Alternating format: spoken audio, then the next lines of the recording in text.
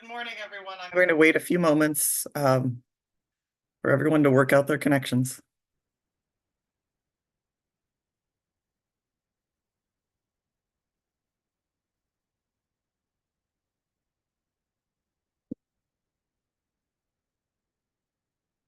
All right, I'll go ahead and get started with our introductions. Good morning. It's December 6th, 2023.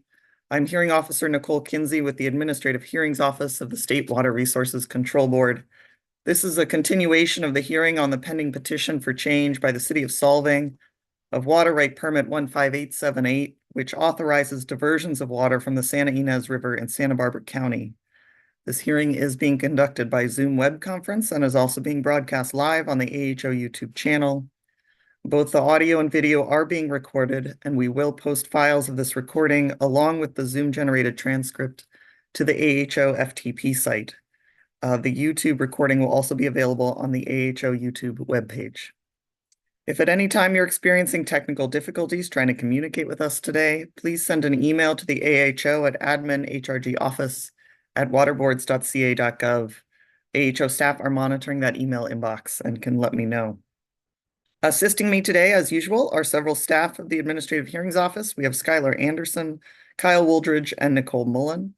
Ms. Mullen will be handling the screen sharing of exhibits today and moving along of the slides. So if you are a witness today, you may simply ask Ms. Mullen to advance to the next slide when you're ready during your testimony. And attorneys, you may ask Ms. Mullen directly to please bring up a particular exhibit for purposes of cross-examination or redirect. If at any time I'm experiencing technical difficulties during the hearing and I'm not able to rejoin the Zoom conference within a few minutes, one of my team will call a recess until I'm able to rejoin you.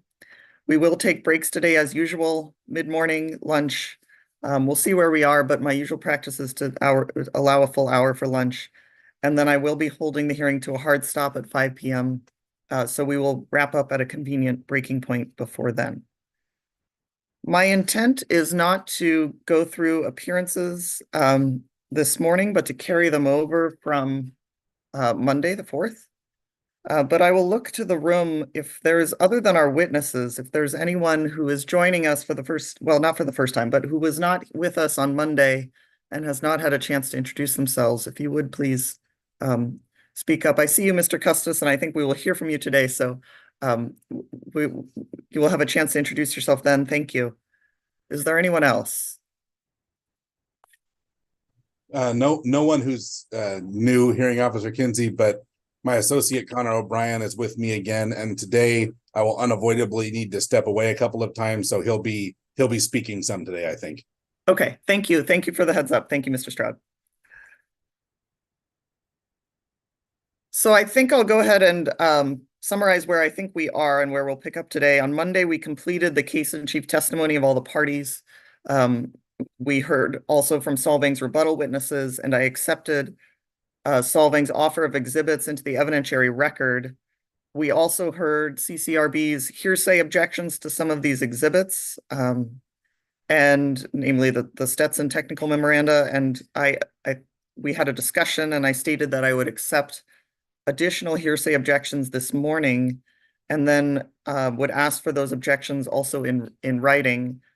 They can be, once again, they can be brief. I want them orally now, and then a follow-up in writing so that it's easier for the parties to make appropriate references.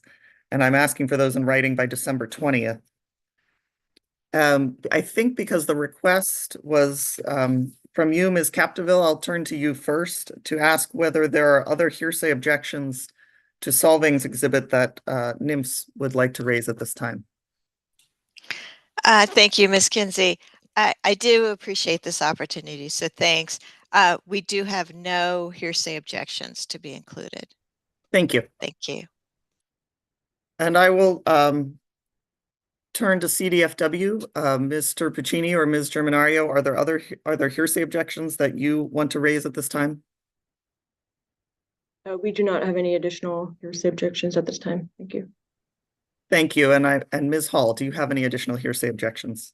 I do not. Thank you. Thank you. And I'll just generally look to the room. Are there any additional hearsay objections to the City of Solvang's exhibits?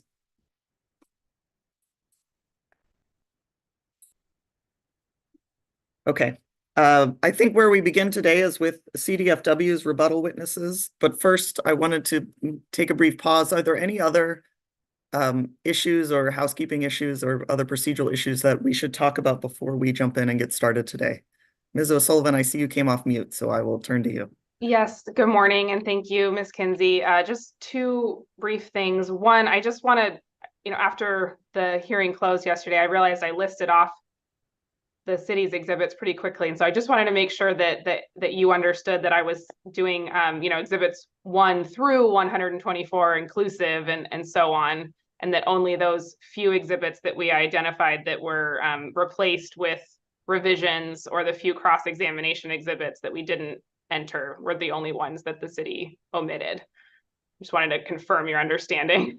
Thank you, Ms. O'Sullivan. And you reminded me, I had intended to ask exactly this because we actually went back to I assumed you meant 1 through 124 and not 1 through 24, but actually the transcript wasn't clear. Okay. Thank you for clarifying that. And I had actually intended, and I forgot to do it. I intended to verify that with you. So now I think we're all clear and the record is clear. So thank you. Okay. If you don't mind, if I could just read slower Yes. this time, all the exhibit Please. Numbers.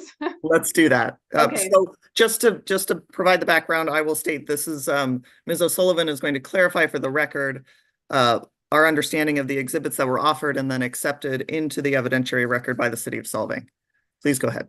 Thank you, Ms. Kinsey. And just for clarification, the offer of exhibits yesterday was solving exhibits 1 through 124, 125 revised, 126 through 165, 166 revised, 167 through 177, 180 through 185, and then with reservation to at a later date admit 187 errata and any potential cross-examination exhibits that have yet to be submitted, if appropriate. Thank you, Ms. O'Sullivan. Thank you. And then I just had one other item. The city would like to request that the AHO take official notice of the Department of Water Resources notice to the state water project contractors dated December 1st, 2023, setting out an initial 10% allocation of state water project water for 2024.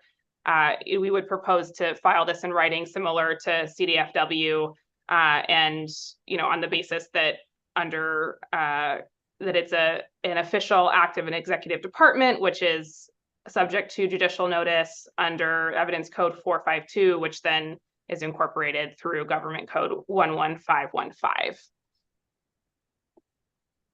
Thank you, Ms. O'Sullivan. Let's I think that makes sense to have the city submit it, and let's submit it as an exhibit. So I think you would give it a number. So I don't know if it'll be Solvang 188 or whatever it is. Certainly. And then my proposal would be that, and I would accept any objections to that, certainly, and then we would address the admission of that document, probably, hopefully, if we have time on the 13th, but we'll see how much we have a busy day on the 13th, but Yes. that would be my initial proposal. I'll look to the room. Are there any concerns with dealing with this document in that way?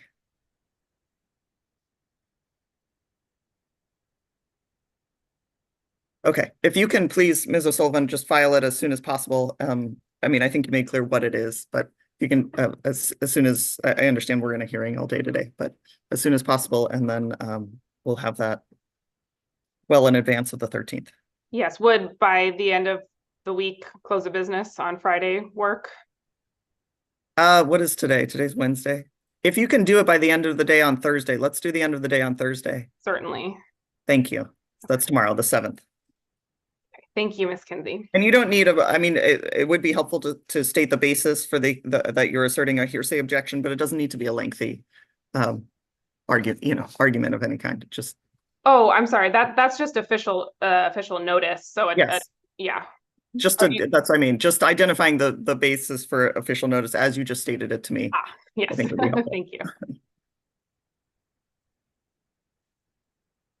Is there anything else from the city this morning? No, Ms. Kinsey, thank you for Thank you. taking the time for that. And I'll look to the room. Is there anything else we should address before we get started with CDFW's rebuttal witnesses?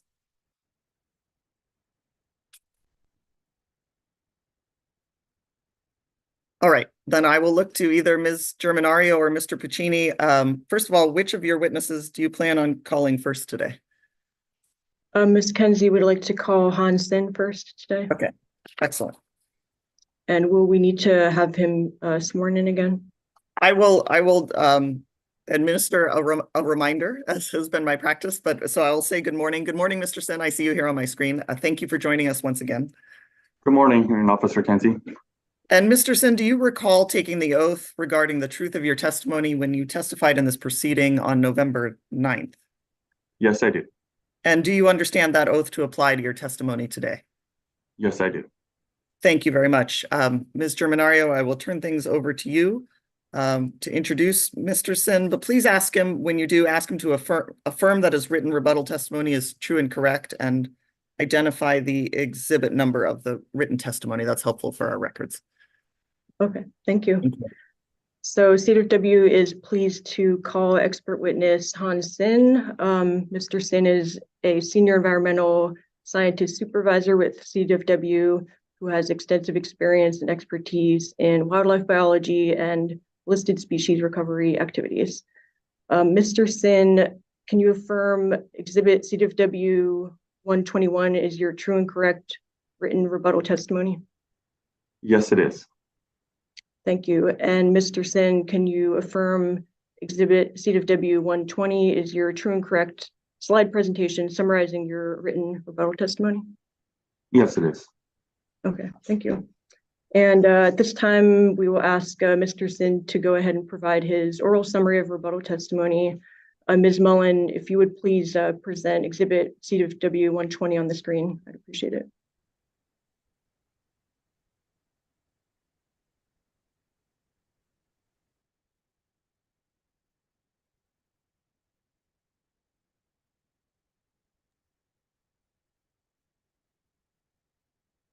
Thank you, Ms. All Mullen. right, sorry.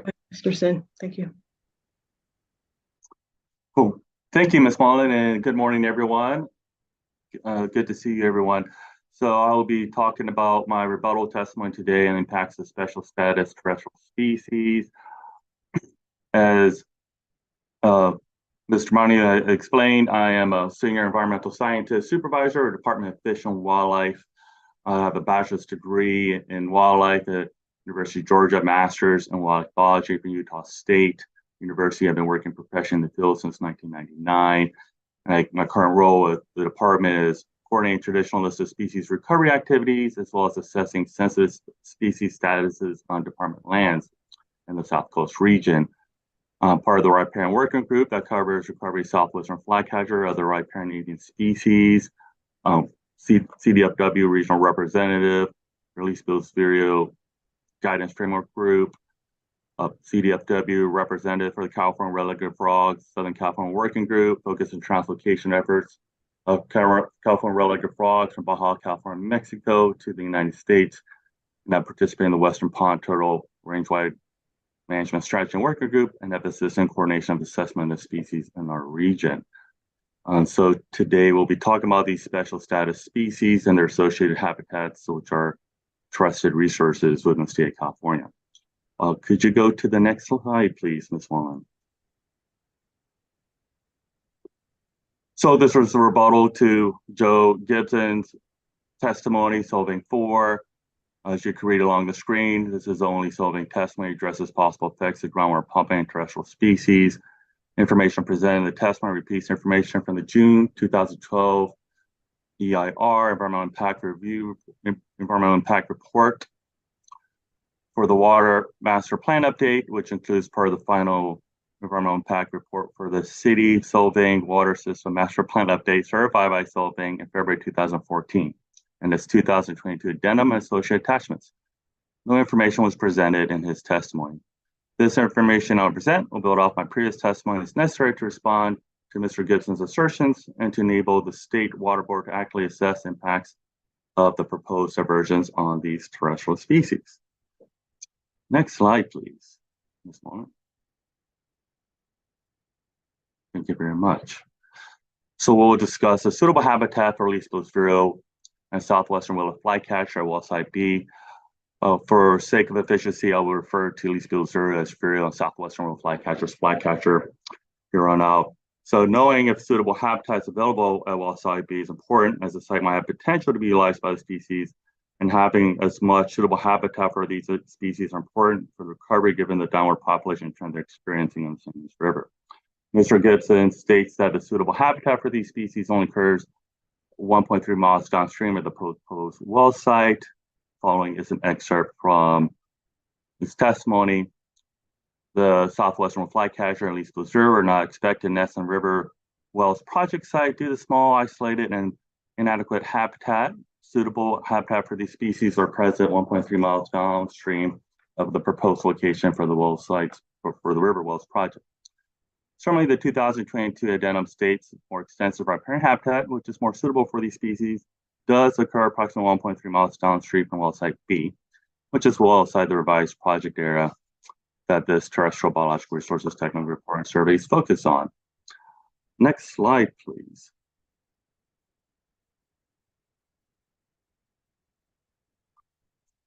Thank you, Ms. Mullen. Both statements are inconsistent with the certified FER, which states the most suitable flycatcher habitat on the lower St. Louis River begins 1.3 miles downstream from Alasaw Bridge, i.e. riparian areas west of proposed well site B consists of scattered reaches with well-developed riparian woodland. There's been a shift where the city states suitable sulfo leaf-spruce vireo habitats located 1.3 miles downstream of Alasaw Bridge to 1.3 miles downstream well site B.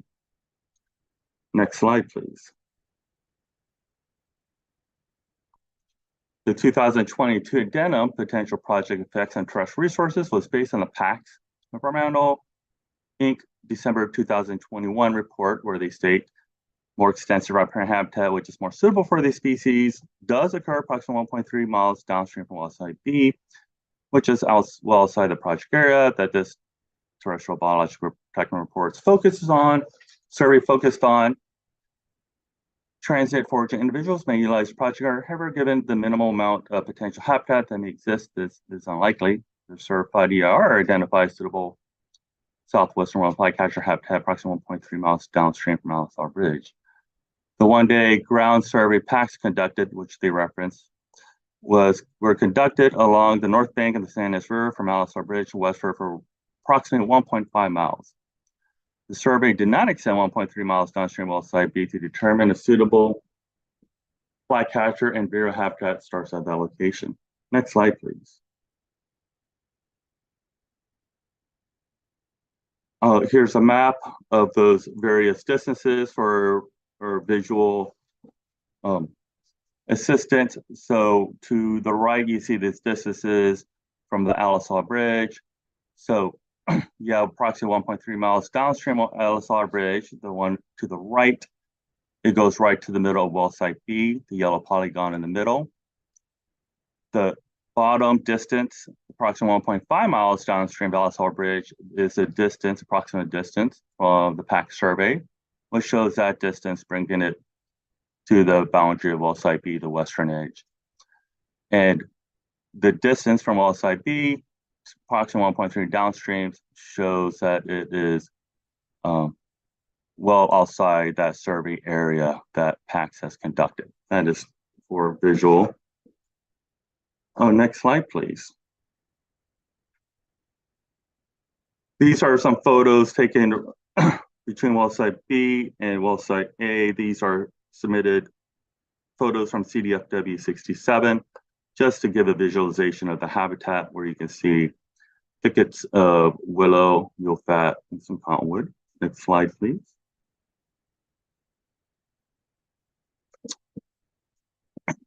Solvang 4, Joe Gibson describes high-quality vireo and sulfur habitat at well site B as well. Paragraph 57, well site B supports a well-developed wetland pond woodland complex edged by willow thickets, black cottonwood forest, and supporting a small marsh of California bulrush and narrow leaf cattails. The bold is there for emphasis. And towards the end, it says riparian habitat is present within the Riot Valleys project area, including Arroyo willow thickets, black cottonwood forest, and California bulrush marshes, which are science-sensitive rankings. These are habitat characteristics of for vireo and flycatcher. This description is also stated in the certified FEIR. Next slide, please. The sourced biological data for the EIR, this is from the Kachuma 2011 FEIR. It is not zoomed in like I showed previously, but again, this will demonstrate this figure is for the sightings in 2001 for southwestern flycatcher and shows suitable habitat, which starts at well site B. Next slide, please. And this is Kachuma FER again, which shows diversity, abundance, riparian birds. And it starts at well site B with a high diversity. Next slide, please. Stated in my previous testimony, the statement that suitable habitat for this species was present 1.3 miles downstream of the proposed location for the River Wells project is misleading at best. In fact, quality vireo and flycatcher habitat starts at well site B and continues downstream to lease the recent occurrences of both species about 2.2 miles. And southwestern world flycatcher, federal croaker habitat, starts 2,000 feet from well site B downstream towards the west and continues to Lompoc. Specifically, my previous testimony stated quality habitat in the proposed project area. So these are some metrics that we have submitted that shows that quality habitats occurs at the site. So A, during vireo gap surveys, we discover yellow-breasted chat occurrences which are several hundred feet below well site B. Yellow-breasted chat occupies and prefers same habitat as vireo, thick understory riparian corridors are a good indicator species that a habitat would be suitable for vireo as well. Yellow-breasted chat are also found throughout the vireo territories noted above. GWB, that's Griffith Wildlife Biology, also documented the riparian habitat south of proposed well site B to be high quality for vireo. Statement is submitted part of the Endangered Species Act, Section 6, East Coast Vireo Survey Project Report, CDFW 60. On May 18, 2023, CDF staff took photos, which we saw in the previous slide, between well site A and B, immediately below the rock quarry, looking downstream. That's the GPS coordinate. The photos appear to show high quality cottonwood habitat for vireo. And Appendix A of the Kachuma Reservoir final ER shows high diversity of abundance riparian birds starting from proposed well site B, going 1.26 miles downstream. Excuse me. Next slide, please. Again, here's just another map just describing the aforementioned metrics showing the well site, yellow-breasted chat. Points, those are those yellow dots below yellow well site B. The red polygon that goes along the riparian corridor is the southwestern willow flycatcher federal croaker habitat, approximately 2,000 feet downstream, well site B. And then we have the various occurrences for southwestern flycatcher and East Coast vireo downstream as well. Next slide, please.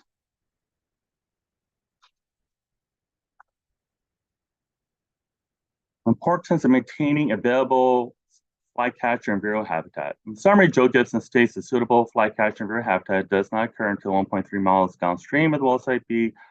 This language is reflected in the 2022 addenda, but contradicts what is stated in the certified FEIR that demonstrates suitable habitat starts 1.3 miles downstream from Alisal Bridge at well site B.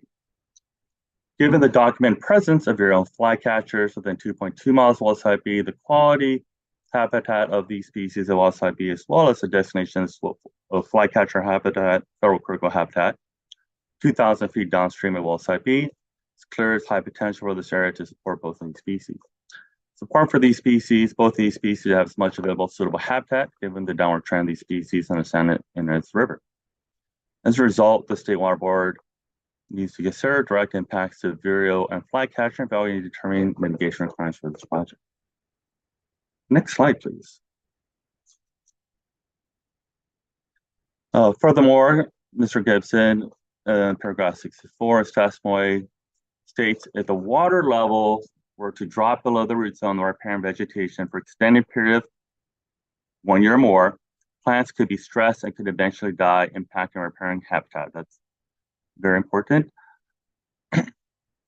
However, based Stetson engineering hydrologic modeling, tracking 2400 EFY, one Sandwich River experience no river, and other inflows in areas over 2 periods, certified PR drawdowns will be localized in about 3,000 feet at the well site. Will lower the groundwater a maximum of 9 feet.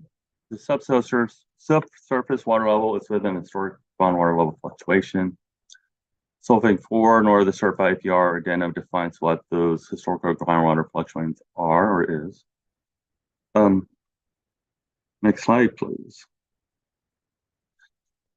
So this slide and one of the slide is going to be the emphasis. Objection. This portion of Mr. Sin's testimony was excluded and through evidentiary objections. I recall that. So Ms. Germanario, I don't know if have you had a chance to discuss with Mr. Sin the portions that were excluded from his testimony? Yes, and our reading of that applicable objection is that the hydrograph itself was not excluded. And, I believe, paragraphs 24 through 26 were, and that's in the vicinity of this hydrograph, but we didn't see anywhere that the hydrograph itself was excluded. May I respond? Sure, go ahead. My response to that would be that paragraph 24, which is excluded, is discussing the hydrograph that's immediately above it, and therefore it was inclusive in that objection. So let me, the hydrograph itself is an exhibit and it's in the record. I think I'll tell you my understanding of my own ruling was that my concern is that Mr. Sin is not in position to interpret the hydrograph other than what other witnesses, the other, I guess Mr.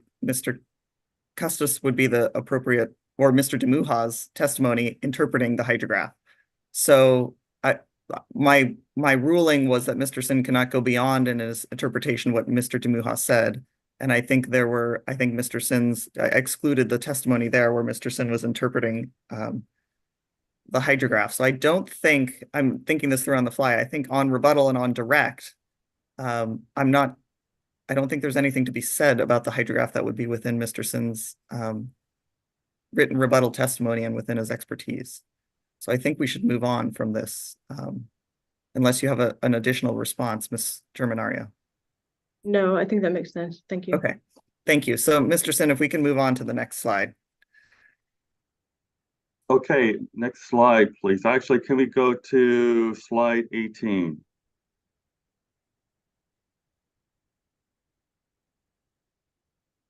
Ms. Mullen. Let me see if I can even discuss this.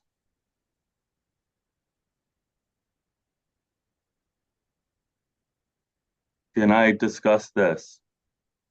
Or did not? Oh. This is interpretation of the graph. This is just data points. This is not modeling, so this is just support my testimony because it's the depth to the groundwater that will sustain these communities. Well, and I'm going to ask you, Mr. Sin, I would ask you this question anyway, because I think I said in my ruling explicitly, I'm going to be interested to know, and we'll ask you questions about impacts from lowered groundwater levels. So here's what I would ask about this testimony. If you can testify to, sort of regardless of this graph and what the water levels are doing on the Santa Ynez, if you can testify generally to the relationship between groundwater levels and the riparian, the groundwater dependent ecosystems, that would be helpful. I'm going to ask you about that anyway. So please, if that's the content of your testimony here, please go ahead. Okay, fantastic. And yes, Officer McKenzie, that is where I'm going with this. So as far as access of these groundwater dependent ecosystems and their root depth to groundwater or soil moisture. And so the point of this is that it's just the groundwater has been consistently below the riverbed bottom. Next slide, please. So this slide is just for illustration purposes to look at the riparian area. I'm gonna objection to the last statement that Mr. Sin made about the groundwater being historically below the riverbed. That was stricken testimony from paragraph 32 of his testimony, of his rebuttal testimony. And that's accurate. So that statement is stricken. Thank you, Ms. O'Sullivan. Go ahead, Mr. Sin. Thank you. Yeah, and that wasn't referring to historical, it's just referring to that slide time period that was referenced, but duly noted. Thank you. So this is just a cross section of our riparian area, just to give a visualization. Excuse me. Next slide, please.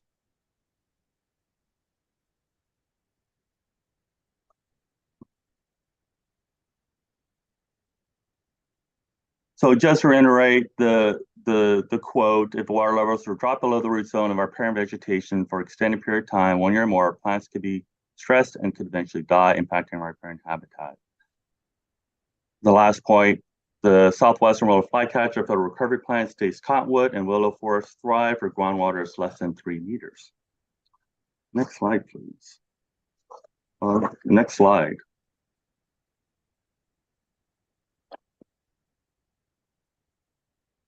So effects of groundwater decline and riparian vegetation in southwestern flycatcher federal crooked habitat. I would not talk on the first point. The second point, desertification of riparian vegetation could occur. This is explained in Exhibit CDFW 123 in the Stromberg paper.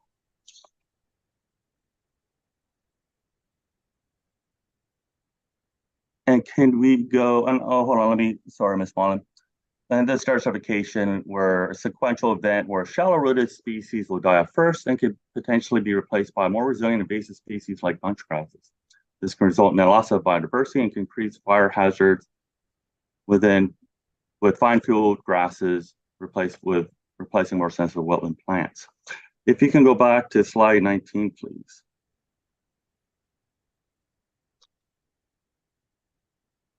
Again, this is just for visualization. Riparian ecosystems are dynamic, have a variety of plant communities, and have various root depths. For example, forests and herbaceous plants in riparian areas will not have the maximum root depth of larger stature trees such as cottonwoods and willows. Stromberg and Tiller, Exhibit CDFW 123, describes groundwater depletion causing a quote-unquote desertification of riparian areas where there was a reduction of herbaceous cover and reduced establishment of plants due to a lack of available water. Abundance of wetlands decline sharply at groundwater depths below 0.25 meters or 10 inches. Basically, the smaller rooted species, i.e. herbaceous plants, are the first to disappear because these plants cannot be recruited. Taller stature trees are left behind with a different understory components, such as invasive grasses. When combined with the lack of recruitment of tree saplings due to the lower groundwater level, the result is an altered ecosystem with reduced biodiversity and often reduced suitability for sensitive species, such as virulent flycatcher. An altered riparian ecosystem with grassland story and drought conditions will be more prone to wildfires as well. These taller stature trees that result in desertification remain with no recruitment and die off eventually and have a changed understory with invasive plant species. This will cause a synergistic effect with invasive species, displacing native species for a drier xeric climate that's more fire prone and less diverse, that can be a human and health and safety concern as well. Mr. Gibson's testimony and certified FER 2022 addendum have all stated that there would be negative effect to the riparian community if water levels were dropped below the root zone of the riparian vegetation. Riparian vegetation root systems can be short as a few centimeters for herbaceous communities up to 3 meters for more deeply rooted mature trees. These imperiled ecosystems need all components of the vegetation community to ensure that they function well and correctly to maintain biodiversity. For example, the Stromberg and Tiller exhibit have shown desertification in riparian areas where compositional shifts of vegetation communities occurred. In addition, groundwater declines reduce recruitment of invasive plants and more dry, tolerant species like invasive grasses and reduced overall biodiversity. These herbaceous shrub communities are important to maintain for forests for virulent flycatcher by attracting invertebrates such as pollinators. They're important to maintain ecosystem functions such as pollination and nutrient cycling. Having a high biodiversity is preferred to have various flowering periods of these plants for invertebrates, which are foraged for virulent flycatcher. These vegetation communities also provide additional refugia for California legged frog and western pond turtle, which are important habitat variables for these species. In face of climate change, these imperiled ecosystems are facing stress from drought, invasive species, and fire. These are all important initiatives the state of California is trying to address.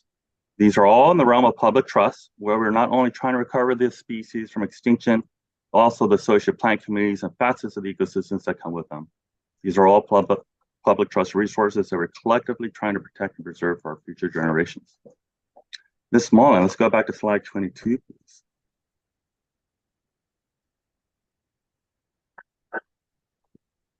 Thank you very much.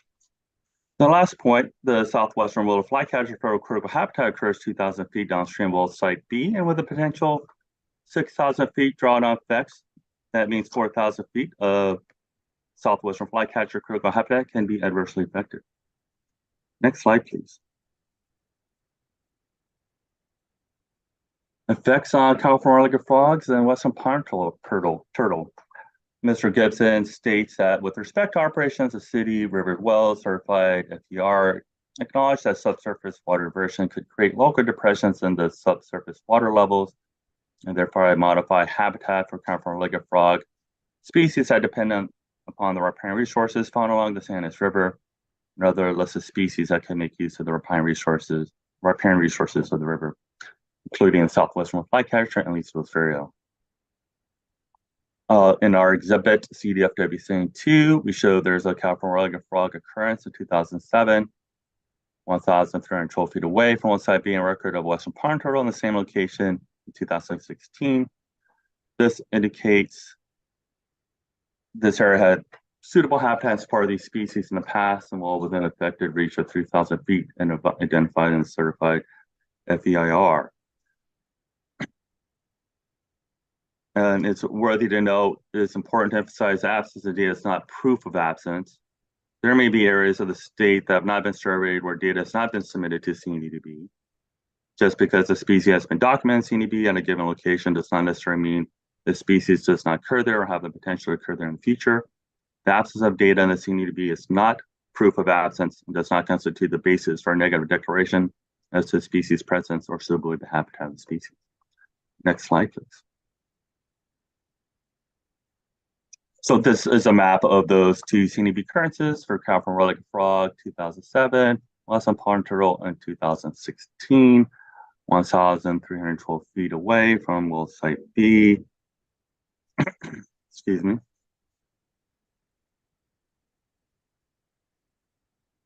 And it's worthy to mention too, since that western pond turtles is now a Canada Species or Endangered Species Act. Next slide, please.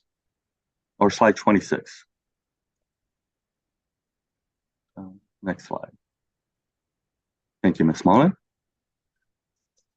Here's a map that's compiled of the two previous maps just to show what's downstream that we've recorded. Downstream well site B, you have California legged frog, western pond turtle occurrences, federal critical habitat for southwestern willow flycatcher occurrences, the Leesville's Vireo, and southwestern willow flycatcher downstream as well. And some indicator species of yellow-breasted chat, which is also found in location with the Vireo flycatcher. Next slide, please. All right, I will go to the second point. Listed species such as Vireo flycatcher have shown a precipitous decline along the San Luis River over time as well. As described in my rebuttal and case in chief testimony, there's likely a strong correlation for the decline of these and other species. The lowering the water level of San Luis River over time due to both poor quality and less available habitat. The negative effects of human altercations to water resources are a systemic issue that have been documented and recognized threat and stressor to these water-dependent species, and such documents as the Southwestern Willow Flycatcher Recovery Plan, Least Bills Vireo Draft Recovery Plan, and the California Red-legged Frog Recovery Plan. Mr. Gibson, his testimony, the certified FER 2022 addendum have all stated there would be a negative effect to the riparian community if water levels are dropped below the root zone of the riparian vegetation. Despite the various drawdown values of the various modeling efforts, they all show some level of lowering the water levels. The current water levels demonstrate our riparian system is already stressed. Any further drawdown on the waters is likely to lead further losses of the special type species and their associated habitats. Next slide, please. If water diversions are negatively affecting herbaceous communities and the riparian vegetative communities, I would recommend requiring actions as described in the rebuttal of Kit Curtis, Exhibit 108 CDFW. Maintaining water availability for these ecosystems is critical to sustain them over time, and it's necessary to halt the stop incline special status species in the project area and ultimately cover these special status species. That concludes my presentation. Thank you, Mr. Sin. And I'll wait a moment while Ms. Mullen. Thank you.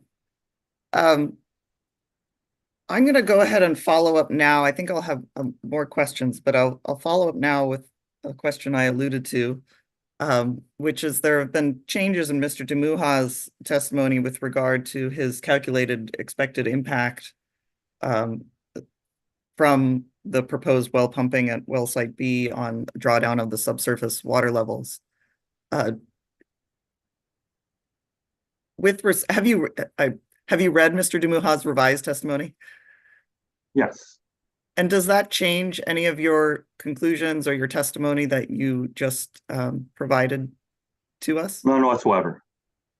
So is it your testimony that any additional pumping would in well site B would have a negative impact on the riparian habitat in that area? Yes, and the fact that further lowering of those water tables it will not be good in the sense that the system is already stressed, and that's why the hydrograph was very important to me in my assessment, knowing that a lot of these herbaceous communities thrive under a foot, and that a lot of that data the last 20 years shows that well below the riverbed bottom is concerning. And so any further drawdown, whether your min and max values are drawdowns, is concerning. So any further will cause further stress to already stressed system. So that's why I come to my conclusion. And let me, if I can break this down, I think you mentioned a special a zone under I think you said under a foot. So if you can clarify for that your testimony is that the root zone for many of these plant species are within a foot of the ground surface. Is that an accurate? The herbaceous community. So that is in our submitted exhibit 123, the Stromberg paper exhibit, which talks about those root depths for those various communities in the riparian ecosystem. Thank you. You're welcome. And that's what I was trying to demonstrate in that one slide. It's a complex system. We're talking about a lot of different listed species, though they are correlated with the plants, invertebrates, and having those ecosystem components function correctly is important for the rest of the system. Hopefully that makes sense. Thank you. Yes, I think I understand. With that, I will go ahead and turn to the City of Solvang for cross-examination. Ms. O'Sullivan, will you be handling the cross-examination? I assume you have questions for Mr. Sin. Yes, I do. All right, and yes, go I ahead. will be handling the cross-examination. Okay. Let's see. So good morning, Mr. Sin. Good morning, Ms. O'Sullivan. How are you? Good, thank you. And thank you for taking my questions this morning. I want to briefly touch on the habitat for the two bird species that you included in your presentation. Just to be clear that the Kachuma final EIR that you referenced, it did not identify breeding habitat near well site B, correct? That figure shows suitable habitat for southwestern rural flycatcher for one of those figures, yes. But not breeding habitat, correct? Correct, but southwestern rural flycatcher breeds in the United States and they winter more south. So those two are synonymous in the United States. Okay, if we could pull up your slide presentation with that map, your slide presentation was 120, CDF 120, is that correct? I think that's right. And if you could help me get to the right page, but it's that CDFW or that Kachuma EIR map with the green squiggles. Yeah, slide 9. Thank you. You're welcome. Okay, and Ms. Mullen, if you don't mind zooming in just a little bit, I'm hoping we can read the legend there. Okay, and so Mr. Sin, you see that the green part on the legend is labeled as areas occupied, correct? Correct. And the black double line area is suitable habitat, correct? Correct. Okay, and you see that the green where they occupy the area doesn't start till closer to Buellton, correct? That's correct. Okay. Now we can take that down. Thank you, Ms. Mullen. So putting aside the precise downstream distances that were reported in the various documents, suffice to say, the Kachuma 2011 FEIR identified suitable habitat near well site B and breeding habitat where they're occupying the area farther downstream, closer to Buellton, correct? Correct. Okay. And based on the quotes that you included from Mr. Gibson's testimony and the PACS report, which we reviewed in your initial direct cross-examination, the PACS report similarly found habitat near well site B, but then breeding habitat further downstream, right? They say the two things in the PACS report. They both said suitable habitat occurs, which I talked about in my rebuttal testimony, 1.3 miles downstream of well site B, and then 2 sentences later after this, they said suitable habitat occurs 1.3 miles downstream of Alsall Bridge. Asking a little bit of a different question. So let's go to, if Ms. Mullen, if you don't mind, Solvang 22, PDF page 8.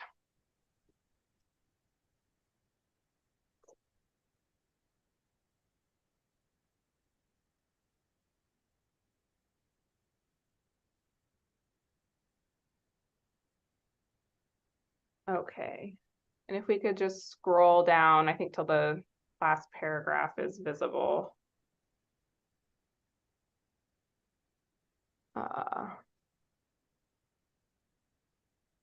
Okay, and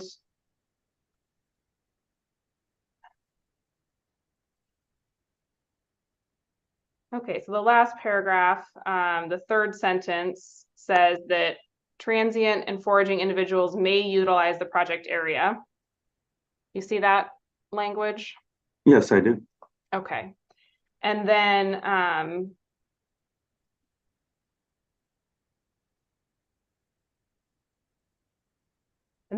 the second sentence says more extensive riparian habitat, which is more suitable for these species, occurs approximately 1.3 miles downstream, correct? Correct. Is that okay? We can take that down, Ms. Mullen. So again, based on that, similar to the Kachuma EIR, the PACS report is finding some habitat near well site B, but breeding habitat, the more suitable to them downstream, correct? Correct. Okay, thank you. All right, and let's talk for a moment generally about your testimony and the underlying conclusions. So your testimony is focusing on impacts to terrestrial species, right? Yes. And you base those conclusions on certain hydrological assumptions, right? And conclusions. They're not assumptions, it's just data points where the groundwater is in relationship to the riverbed bottom. Okay, and you also base your conclusions on Mr. DeMuha's testimony, right?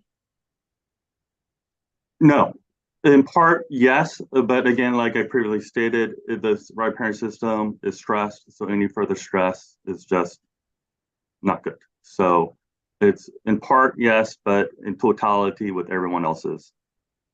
Okay, That's but you don't cite any other hydrologist or hydrogeologist supporting the specific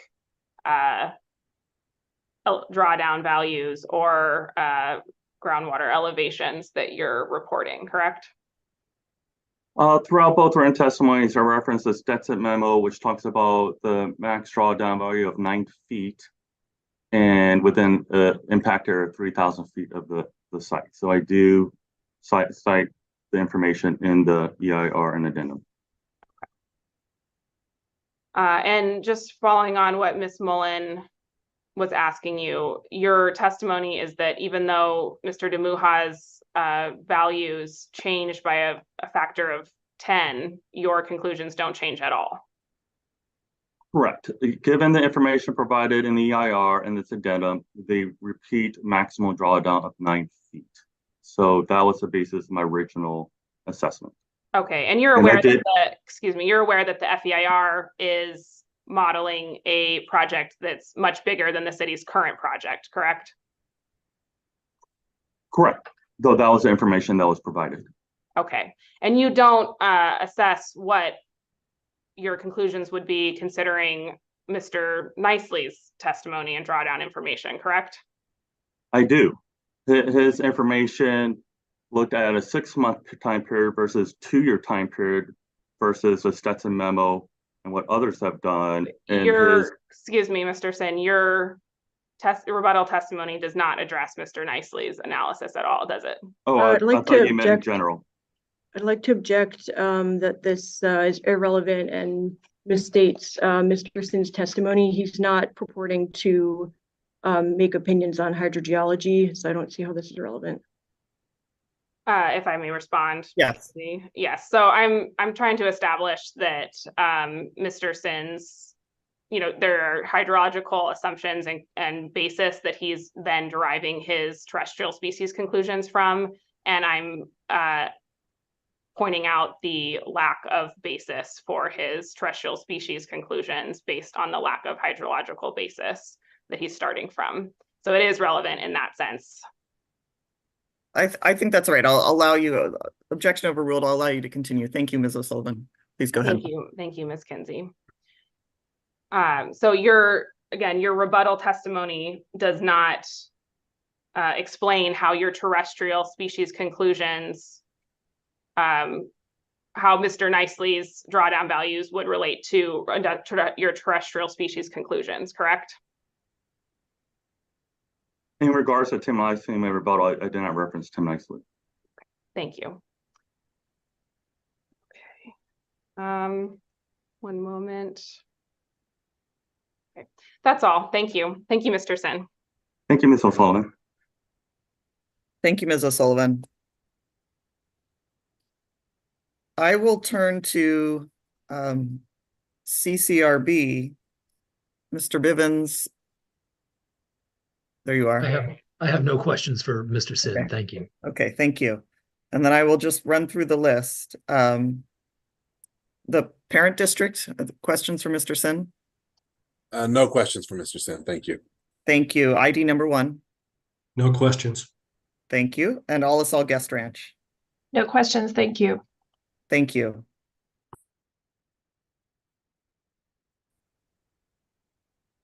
I'll look to my team. I don't have additional questions at this time. Mr. Anderson or Mr. Woldridge, do you have any questions for Mr. Sin?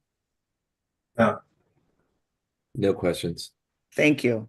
So I'll look back to you, Ms. Germanario, based on that cross-examination. Do you have redirect for Mr. Sin? Yes, I do. Please go ahead.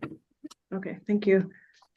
So Mr. Sin, Counselor for Solvang asked you some questions about habitat for the 2 bird species, leaf-billed vireo and southwestern willow flycatcher. And if it's okay with you, I'm going to refer to southwestern willow flycatcher as flycatcher. Is that all right?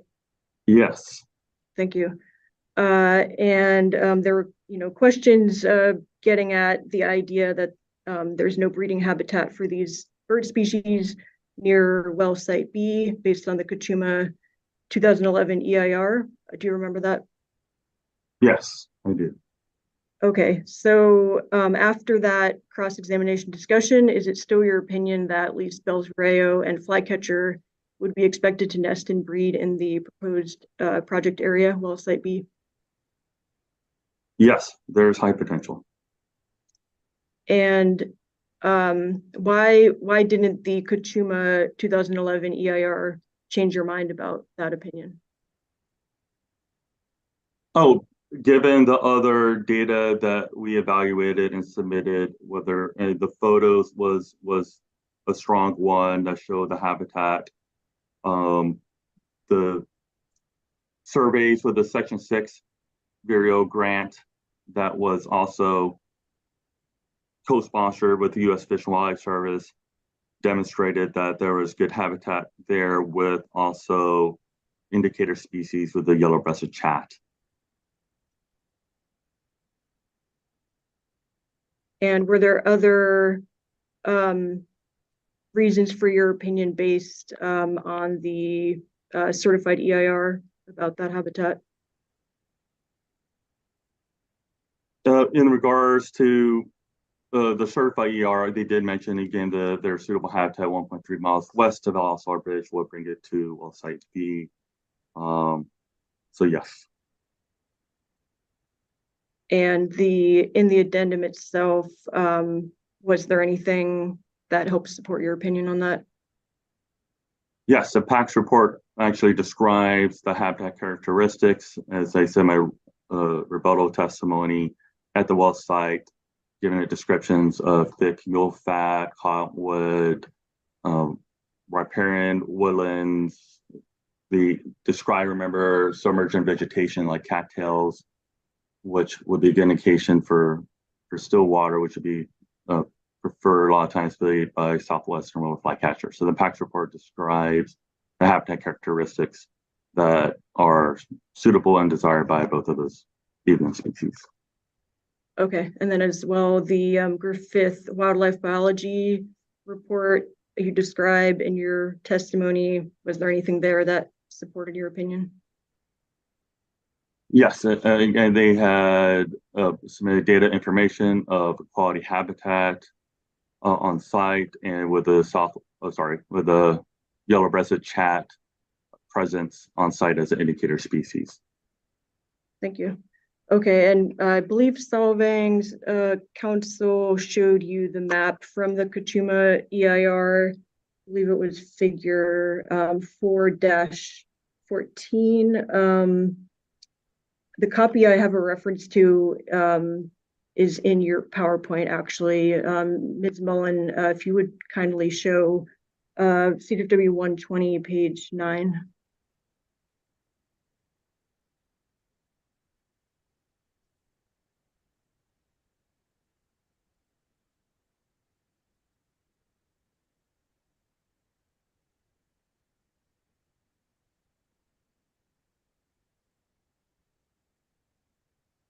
Okay, it's a bit small on my screen. If it's possible to zoom in a bit. Thank you. Okay, Mr. Sin, in looking at this particular figure, is there anything you want to respond to in terms of Solvang's questioning about what this shows as far as suitability of habitat for the two bird species? Yes, in this regards, this is in regards to southwestern willow flycatcher. And the red points were sightings in 2007, according to the legend. And one of the far eastern point was east of Buellton. And if you look in that suitable habitat that's associated with that sighting goes to well site B. So even though it was not necessarily occupied during this assessment, it was confirming that there was a sighting of southwestern flycatcher and habitat being suitable to well site B. Thank you. And I guess just one more question on this. So is it your opinion that there could be additional occupied areas beyond those that are specifically shown on here for flycatcher? Objection. That is outside the scope of his rebuttal testimony and cross. He's essentially asking for a new expert opinion about something else that's not within the scope of his his rebuttal testimony or my cross-examination.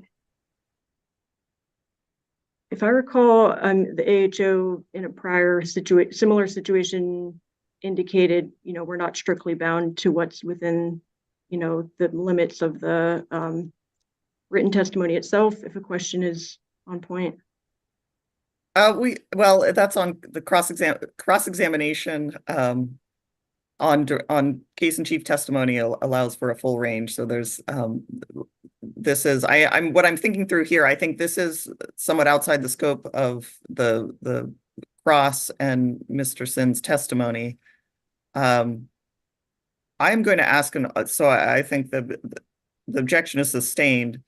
Let me ask a question, though, that I've wanted to ask, and if we need follow-up questions, we can allow for that. Mr. Sin, in this figure, what is your understanding of the term occupied?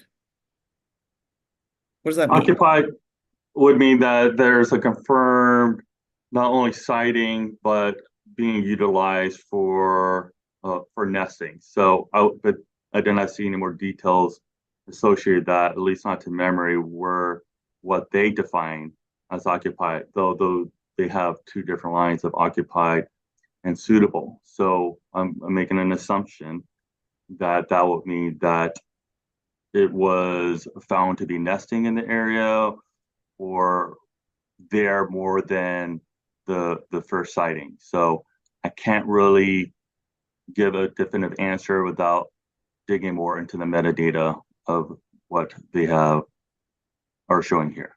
Understood. But your general understanding is if the species hasn't been sighted in that area, then the map wouldn't indicate that it's occupied. Is that? I would think so. That's a minimum. Yeah, I would have to dig further in, but yes, Okay. I would, agree with that at this point. Yeah. Okay. I think from there, Ms. Germanario, let's move on. I did sustain the objection. So let's move on from there, please. Understood. Thank you. Okay, we can move on. Mr. Sin, I'd like to ask you, following up, Solvang had questions on the PAX report and what this indicates in terms of habitat for least Bell's vireo and flycatcher. Do you recall that? Yes. Okay. So in your opinion, are there reasons to believe the PAX survey, and in particular the passages you were shown by Solvang's counsel, reasons to believe that's not a reliable basis for conclusions about the suitability of habitat for least Bell's vireo and flycatcher at well site B? Yes, there are some concerns. The PAX report states that they only did a one-day survey for these terrestrial resources, nor did they walk that 1.3 miles downstream from well site B. So it's hard for me to understand how they came to that conclusion. And furthermore, they didn't do project level protocol surveys as outlined by Fish and Wildlife Service and the Department of Fish and Wildlife for project level impacts. So both the least Bell's vireo and southwestern roller flycatcher requires multiple surveys over a certain period of time to not only determine presence, absence, but utilization. So they did not do what was necessary for project level impacts as demonstrated by these protocol level studies, which are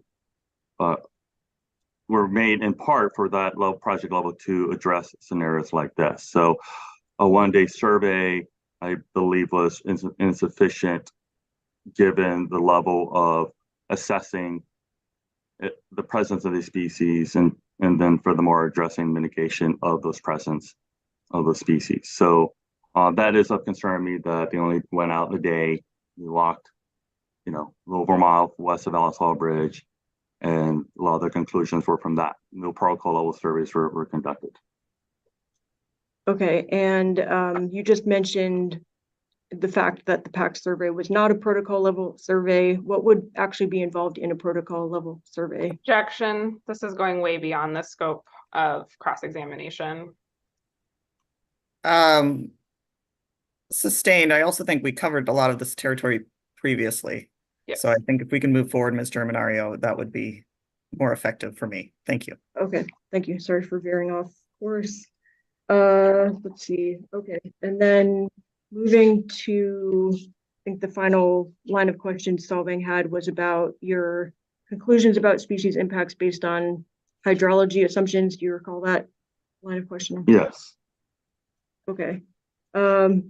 And Council for Solvang asked you about your reliance on the various experts' drawdown values. Do you recall that? Yes, I do. And are you offering any opinions on hydrogeology today? No, I'm not. Does anything you heard or discussed during the cross-examination change your opinion about impacts to species from Solvang's proposed project?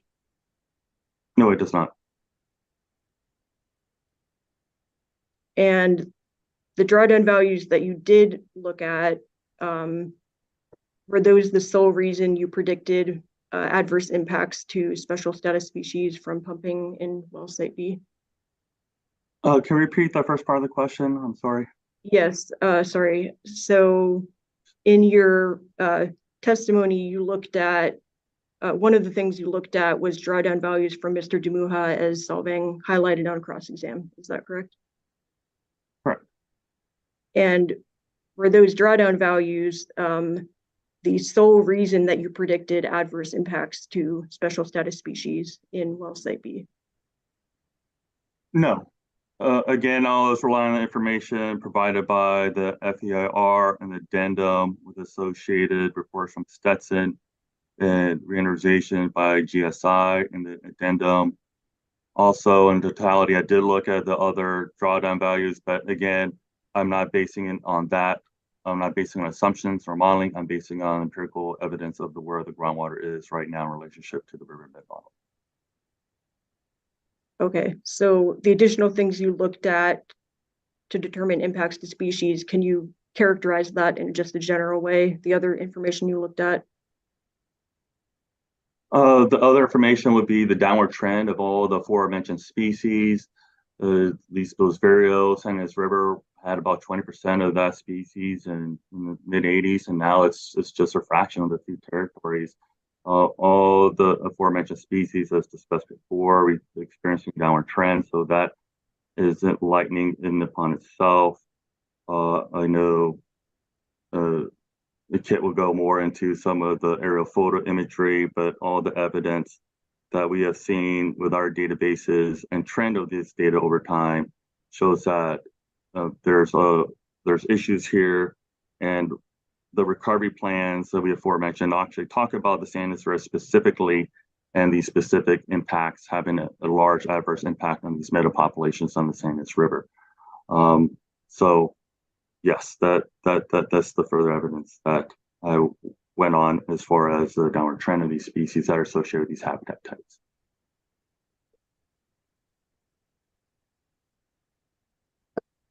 And are there specific tools or models you would look at to help you, kind of understand how much drawdown would impact the species?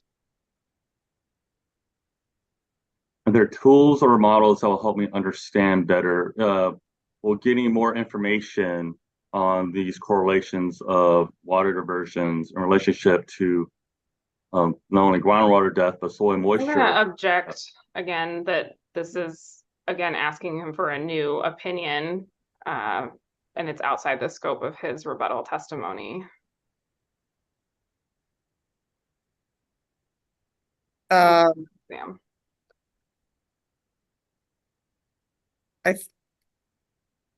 I think that's fair. I mean, this rebuttal testimony is pretty limited, unless you have a response, Mr. Arminario, about where you're going. No, that makes sense. And I think we're on course to wrap this up, so bear with me. Just a few more here. So Mr. Sin, in the cross-exam, counsel for Solvang brought up Tim Nicely's drawdown values. And I guess my question for you is, would you expect to see adverse impacts to special status species at levels of depletion lower than the ones you analyzed in your testimony? Objection. Again, she's asking for a new opinion about his expert opinion on species impacts based on drawdown values that he did not evaluate. My question was that he didn't evaluate it, period, not asking for a new opinion. Well, I believe, the implication of the questioning was he didn't explain, the Nicely drawdowns and, how it related to his conclusions. So we're trying to show if he did look at that kind of drawdown, what would the result be? I think, Ms. Germanario, that would be exact because Mr. Sin, as I understood it, testified that he did not assess Mr. Nicely's drawdown values in his testimony. So that seems beyond in the testimony, though I did review all of them in its totality. I just only referenced a few of them, but I did it's look. not in your rebuttal testimony, so we shouldn't be Right. touching on it Okay. on here. And I don't think it's in direct response to Ms. O'Sullivan's cross. So let's continue to move forward. Thank you. That's all the questions I have. Thank you. Thank you. Thank you, Ms. Germanario. Based on that redirect, do you have additional follow-up questions, Ms. O'Sullivan? Yes, just briefly. So, Mr. Sin, just to clarify, the only drawdown values that you reference in your testimony that actually model the city's current project, so the 1368 acre feet project, the only drawdown values that you base your conclusions on are those of Mr. DeMuha. Is that correct?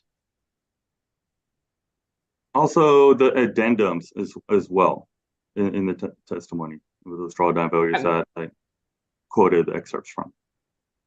Okay. Let me be more specific, I should say. Okay,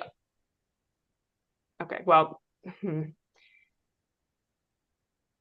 the drawdown values in the addendum, I'll assert to you, are the same in Stetson for the FEIR. So the only drawdown values for the city's current project are in Mr. DeMuha's testimony, Mr. Nicely's testimony, and Mr. Custis's testimony, correct?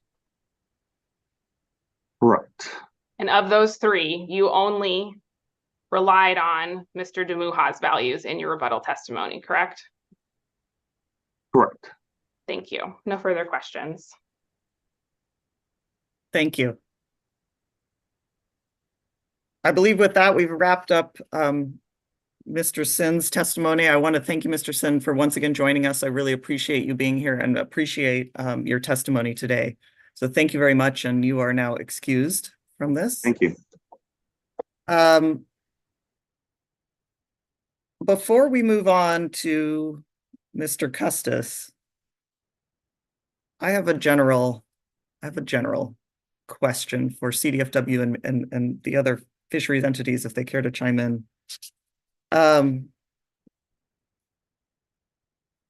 It's sort of whether there's a revision of your opening statement. I'm trying to frame this testimony. First of all, let me give the background. I very much appreciate CDFW, NIMF's, and Caltrout's participation here. It's helpful. We get more information about fish and wildlife impacts that's just going to lead to better decision making. So I really appreciate you being here. I want to drill down just a little bit to help me frame the evidence on what we'd start with CDFW, what CDFW's preferred outcome would be. I know you had an opening statement.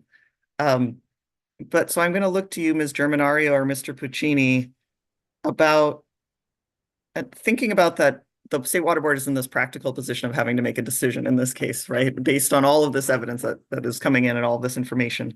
What is CDFW's, or does CDFW have a preferred outcome here? And what is it? What decision are you, would you recommend that the State Water Board make with respect to this petition? Try to respond to that, Ms. Kenzie. As to the hydrogeology, the theme that you've heard time and again from Mr. Demuha, you will from Mr. Custis, etc., is that you can't manage what you don't measure. We need to get through all the static from these competing conclusions based on these models, Tice, Jenkins, the Jacobs correction, etc., real-time monitoring. The only way you can achieve that is to put in a monitoring well above Site B and a monitoring well below Site B.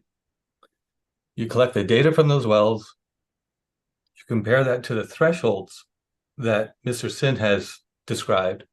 For example, what do the roots of these plants need in terms of water elevations, etc., and you manage accordingly. That, from Mr. Custis's perspective, you'll hear is completely prudent, reasonable, and necessary in situations like this. You'll also hear from Mr. Custis that moving the wells farther away from the river do not solve your problems. In fact, they create a new problem. Ms. We'll get into Kinsey, that in his testimony. I apologize. I know you asked the question, but this feels like the CDFW is getting another opportunity to provide argument rather than presenting testimony. And I think your question was a little more narrow and not. And thank you, Ms. O'Sullivan. I will give the city an equal and fair chance. I actually am asking for, this is an additional opportunity for argument. You're completely right. And I asked for it, but it's helping. It's like a second opening statement. I recognize that. And I asked for it, and I will give everyone an equal. And I know it's on the fly, but it really is going to help me. And I'm going to push, I think you'll, because I'm going to ask some follow-up questions based on this. Yes, you are absolutely right. And I will give the city and others, if they care to do so, an equal chance. So, Mr. Pacini, I fully acknowledge Ms. O'Sullivan's concern. I'm not trying to drive a truck through your question. I'm just trying to answer the question to give you some context as to why we think this is really an important component of what we would consider to be an appropriate permit, term or condition. So that, to be succinct, would be one of the primary conditions that we would look to. And again, if you want to use the theme, you can't manage what you don't measure. That's really what's driving this for the department. I'll stop there, and if you have further questions, I'm happy to answer that. But I do. Thank you. No, I really appreciate this, and I appreciate the note about monitoring. I understand that makes a lot of sense to me. And then my follow-up is going to be monitoring for what? I think Mr. Sin just testified that any lowering of groundwater levels is going to have a negative impact on the riparian vegetation, which sounds to me, what is monitoring is going to tell us? We're pumping, there's going to be a lowering of groundwater levels, right? Why do we need to monitor? It sounded to me like that was testimony that anything will have a negative impact. What are we monitoring for? The reason you're monitoring in those situations, and I acknowledge that what Mr. Sin is basically saying is we're in a very degraded, I'm not really sure what the terminology is, but I think he said stressed. So that was his. The system is highly stressed. It's basically, yes, and I won't put words in his mouth, we'll just say that it's highly stressed. And so his concern, I think, is that any greater stress only exacerbates the issues.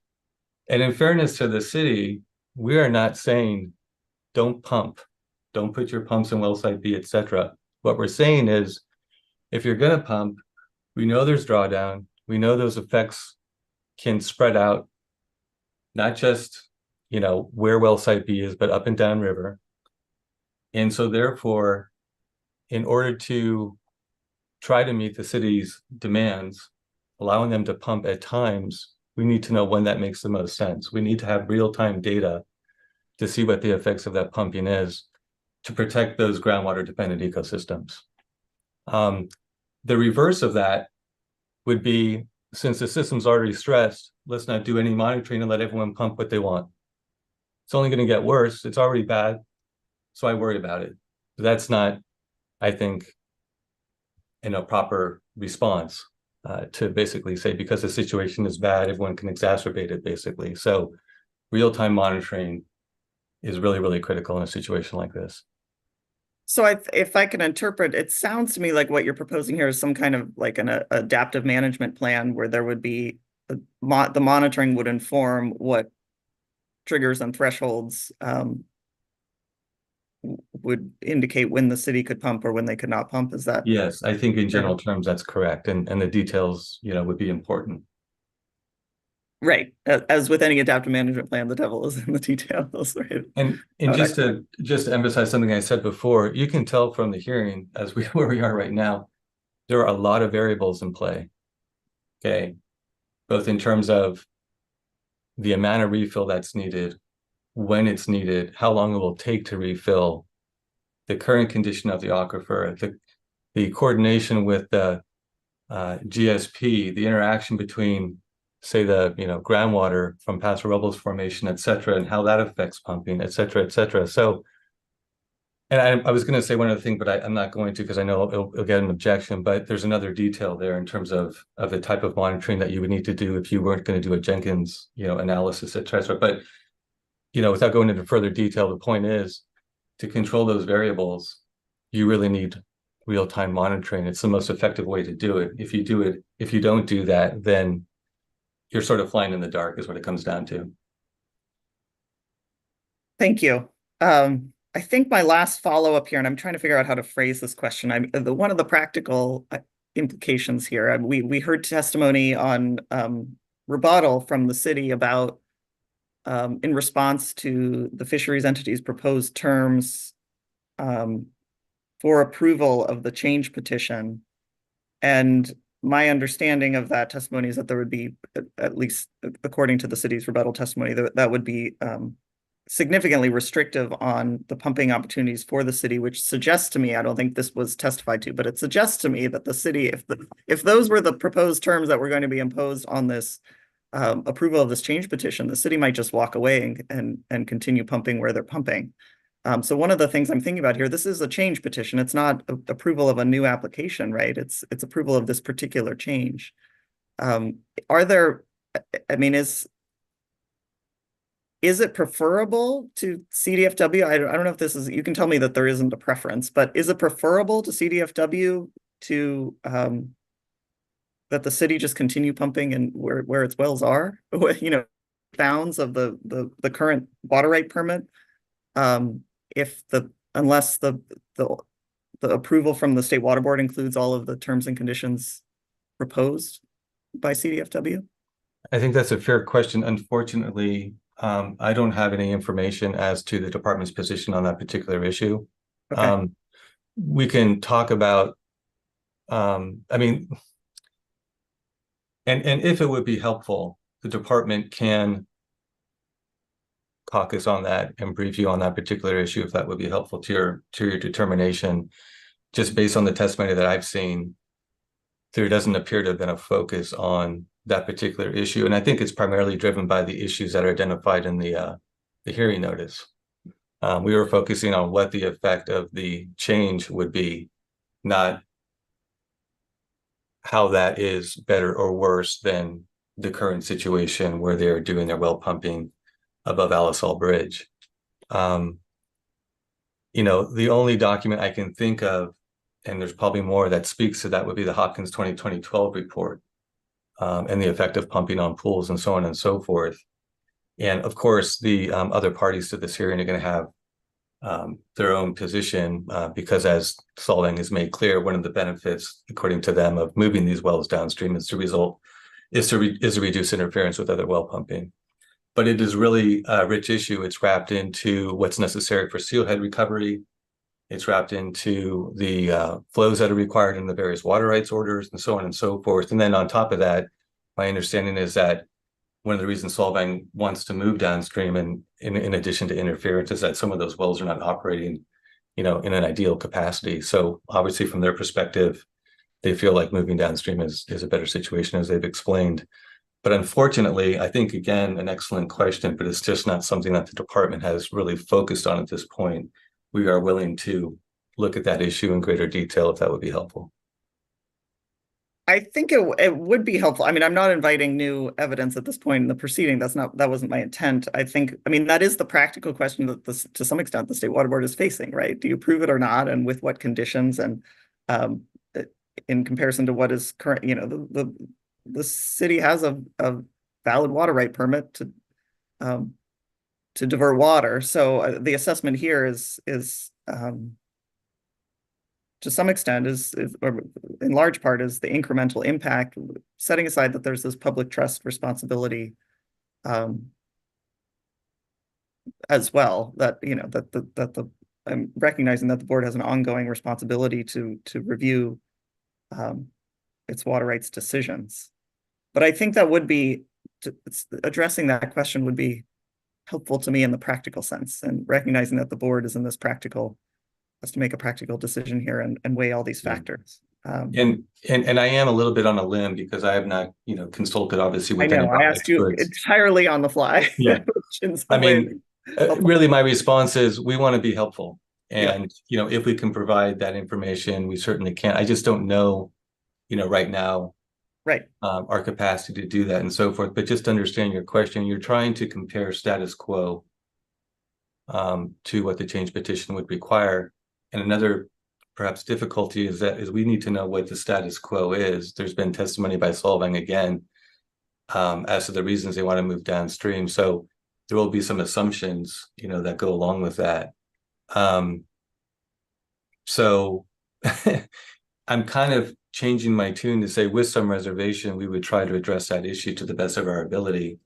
And perhaps what we can do, during a break and so forth, maybe I can consult with, Mr. Custis and others to see whether or not they're in a sense equipped, to provide that information. We can get a better sense of that. But I guess Well, to be clear, I don't want to, at this point, I'm not inviting new evidence because I don't want to, but I just meant it as an opportunity to address based on the evidence we have, and maybe the answer is the issue can't be assessed. Okay, I'm sorry to interrupt, but just to be clear, it would not be new evidence or testimony, it would be what's already in the record.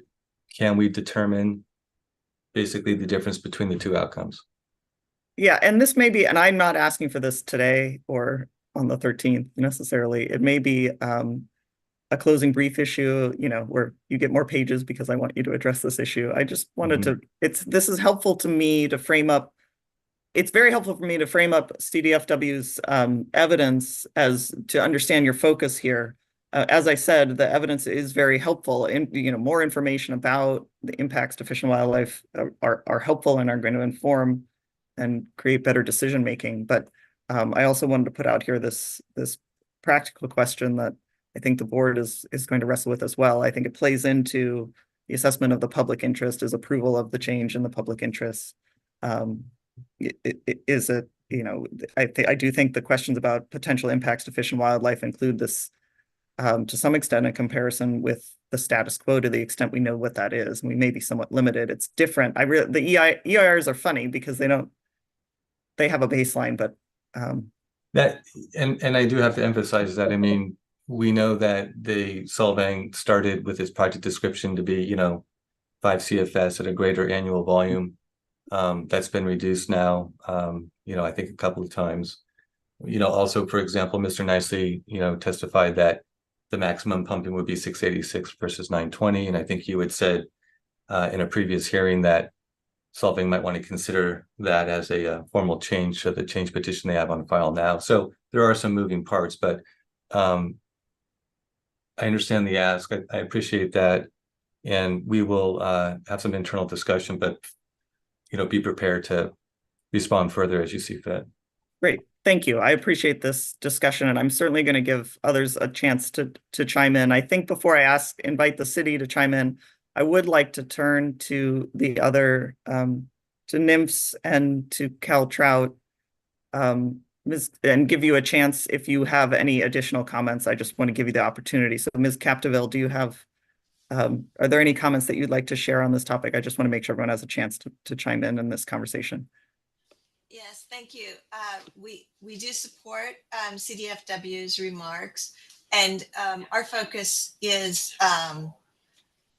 that the petition as is would likely adversely affect the endangered steelhead and designated critical habitat in the river. So we also look towards monitoring, adaptive management, and approval of the terms and conditions submitted by the fisheries parties in order to avoid and minimize those effects. I am just checking if you do view it as as the choice here between the status quo or not approving here. I guess we've always had the focus, as CDFW has raised, of looking at what the effects would be of the petition, and I can work with NIMS staff and hopefully get an answer. But I wasn't under the impression it was a that what we were offering here made it an impossibility to approve the petition. So I guess I did hear from at least one witness of the city that, you know, this would make it that there wouldn't be a need, an ability to have the new wells, but I wasn't sure that I heard that myself. Thank you. Thank you, Ms. Capdevel. And Ms. Hall, would you like to chime in as well? Yes, thank you. So like NIMS, Caltrout's role has been really focused on the endangered steelhead, you know, as one of the most endangered fish species in the US, and the importance of the San Ynez River specifically to their ability to survive and recover and not be, you know, quite on the brink of extinction as they currently are. So the reason we hired Dr. Trush is because we thought it was appropriate to have someone look at, you know, the in-stream flow requirements needed and do some actual modeling based on the proposal. So he really only focused on, you know, the change petition and not on the status quo. So again, we would also need to consult with our client and experts to give you a clear answer as to what's better from our perspective. But along those lines, you know, our current position is that the proposed permit terms, to the extent the city were to proceed with the petition, would curtail impacts to steelhead, specifically terms 9 and 10, getting at the flow requirements that are needed for the different steelhead life cycle needs, such as migration and passage. So at this point, you know, we're only prepared to support those terms and would need some further thought on the status quo. I think one wrinkle to the question would also be how the city's settlement, if the status quo, would that include the city's settlement with the other water users, or if we're back to the drawing board, is that potentially subject to change as well? Thank you, and all that's fair, Ms. Hall. I'm springing this out on the fly, but it did seem helpful to me to bring out this question so that I can frame up the evidence, and also so that you know what I'm thinking too, you know, so we can. Ms. Kinsey, this is Mary Captain. I'm just making sure you heard my audio. Yes, I heard you. I was okay. I'm sorry. It's better now, thank you. but I did hear you just fine. Thank you. Okay, thank you. Ms. Kinsey, if I may, I just have one follow-up question, because I just realized this is relevant when we're talking about figuring out the status quo versus the project. It would not just be, this would be the difficulty in addition to everything else that people have said. Is it, are you looking to compare the status quo with the project as proposed by Solvang, or the project proposed by Solvang, which includes either their proposed permit term and conditions or the fish agency's proposed permit terms and conditions? In other words, I'm not sure what the comparison is. Is it as presented by Solvang with no conditions? And if conditions do apply, then which ones do we look to? Because obviously that's a very critical factor in terms of assessing, you know, what project or status quo versus project, you know, in terms of impacts to resources. So I just wanted to highlight again that does create yet another wrinkle. It does. All of these things are true, and I think you're understanding now the complexity of the position I'm in. I don't know what the city of Solvang is going to do, and I'm going to invite them in a moment to articulate. And they probably don't know, and you know, it entirely what the position, you know, what they would do if this petition were disapproved or certain terms and conditions were imposed. I just wanted to point out that one in my thinking, I'm in this, thankfully, I don't ultimately decide. The State Water Board is in the position of having to decide what terms and conditions to impose. But also the city has the option of, I think, based on my understanding, the city has the option of walking away and pulling their petition and saying, we're better off with what we have now. And based on just to be frank, based on the resources of the State Water Board, I don't think the board is in a position at this time, based on the workload and all of the priorities and the various priorities to go into the city and say, look, we're going to reopen your permit and look at the public trust issues anyway. It's been my experience. I'll just say it based on experience. If the city chooses to pull their petition and walk away, I think they can do that, and they can operate within the terms of their permit as is. So they do it, just acknowledging that they have a water right and certain parameters that have already been approved. And so when I'm thinking about this change petition and the best interests of the people of the state, as well as impacts to fish and wildlife and that kind of thing, that is something as a practical matter that's in my mind. So I don't think I haven't gotten as far as, I don't want to be too specific because this is not like a CEQA analysis where there's a strict definition of the baseline and a comparison. I just wanted to acknowledge that these are things that I'm thinking about when making this assessment, and that there are practical implications here. So I'm sorry I can't give more. I know you're asking for more specifics so that you can help me, but I'm going to acknowledge my own limits that I'm not sure. I just wanted to raise this as something that I'm thinking about. So, and we can talk about it more. If I can be more helpful, I certainly will be. What I'd like to do is turn to the city, and then I'm going to give everyone a chance to chime in. So don't be concerned that you won't have a chance. But I will look to you, Ms. O'Sullivan or Mr. Kim. Do you care to comment on this conversation so far? Sure. This is Tilden Kim. I'll just go first. And so, Officer Kunze, we thank you for bringing up these practical considerations. And unfortunately, lawyers, if you give them the opportunity to, they will try to advocate their position. And Mr. Pachin and others have done a good job in advocating their positions. But your practical considerations and questions, I think those are well-intentioned, and I believe your intention to also not reopen these proceedings and have new evidence submitted are well-founded, and so I think the best way to proceed is when you issue another order dealing with page limits, deadlines for closing brief, that if there is an articulation of some of those issues that you've raised that you would like the parties to address, I think that's the proper forum to do so.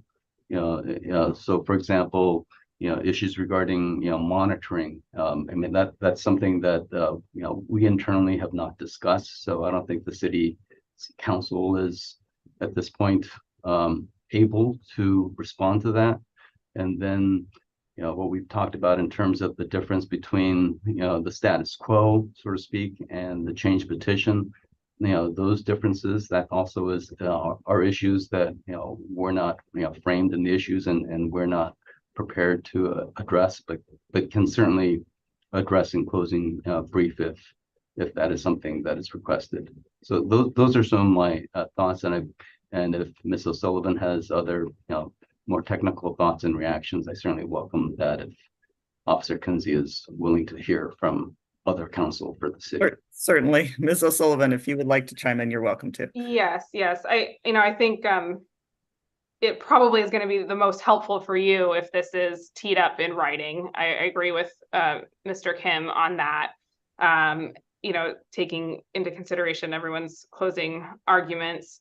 And I just, as you said, the city does have a valid permit, and our position is that we've taken efforts to feasibly mitigate the project and minimize impacts, and that the record from our perspective shows that the diversion is small and insignificant and doesn't rise to a level of significance, and that the other parties keep as we saw today with Mr. Sin's testimony, the theme is that any change in surface flow or any change in subsurface water level is going to harm species. But that's not really the standard at issue here. The standard is whether there's been feasible mitigation or whether there's an unreasonable impact to species. And so the city's, as we outlined in our opening, and as we'll explain in our closing, the city's position is that we're meeting those standards that are the appropriate ones. And as far as whether the city would walk away or not, as you imagine, the city's not prepared to answer the what if of if that was the decision. But I just want to, the city's here seeking a petition for change because we need the water from the additional wells, though a small, modest diversion that it is, to have a sufficiently diverse portfolio to support our residents. And I do think, I just want to be cautious that, having it as an option on the table that the city can just walk away, I think that's a little unfair to the city's position and all the efforts that we've put towards, pursuing this change petition. Certainly our preference is to be successful in this petition. If it was so easy for us to just walk away, we wouldn't be here in the first instance. So I just want to put that out there that, I'll stop there, just put that out there that it's not, we might be forced, I guess, but that's, the city's here pursuing a change petition. Thank you, and I appreciate that, Ms. O'Sullivan. That's important, and I didn't mean to suggest. I think I said it several times. I didn't mean to suggest that that's a likely outcome or that it's even a possibility here. I think I was more maybe awkwardly trying to emphasize that the city does have a water right permit as a background, and this is not a proceeding where the board is looking at a new application. So there is some context here for the assessing impacts. And we appreciate that, certainly. I think it's fair. So I don't want to make this into, I didn't intend to kind of surprise everyone. This is not intended to be a larger issue. I don't want to make too much of this. So I'll think about whether or not framing this up. I think maybe it may be that the most practical way to get responses on this question is actually, and I don't want to do this too late, but my intent here is that the administrative hearings offices would issue a draft, and if the recommendation is to approve the change petition, there would be a draft permit with permit terms, and that all the parties would have a chance to respond to that. So it may be that we can think about whether that is a more helpful time, because then there would be specific terms on the table that could be discussed. That may be another way to frame up some of these issues. So I just wanted to put that out there. At this point, I do want to look to the rest of the room. Mr. Bivens, I see you're on camera, so I'll look to you first. Do you have comments on this discussion? Yes, most of them I'll save for my opening statement and then our closing brief next week. I do I've heard you say a number of times, Ms. Kenzie, that this is a change petition. It's not a new water right application.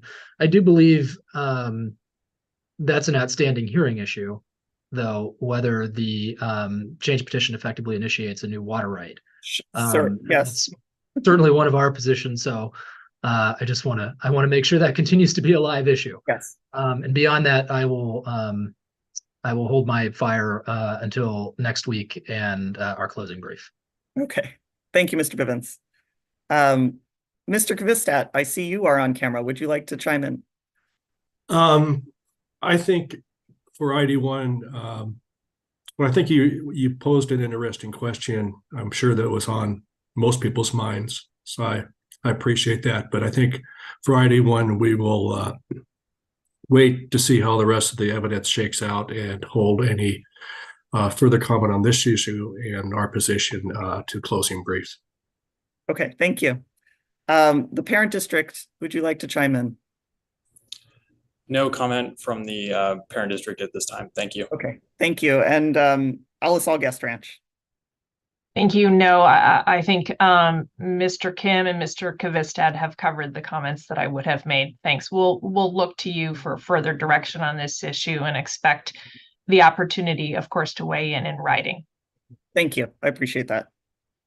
Are there any other comments? What my intent is to leave this as something that's we've discussed. It sounds like we all have some thinking to do.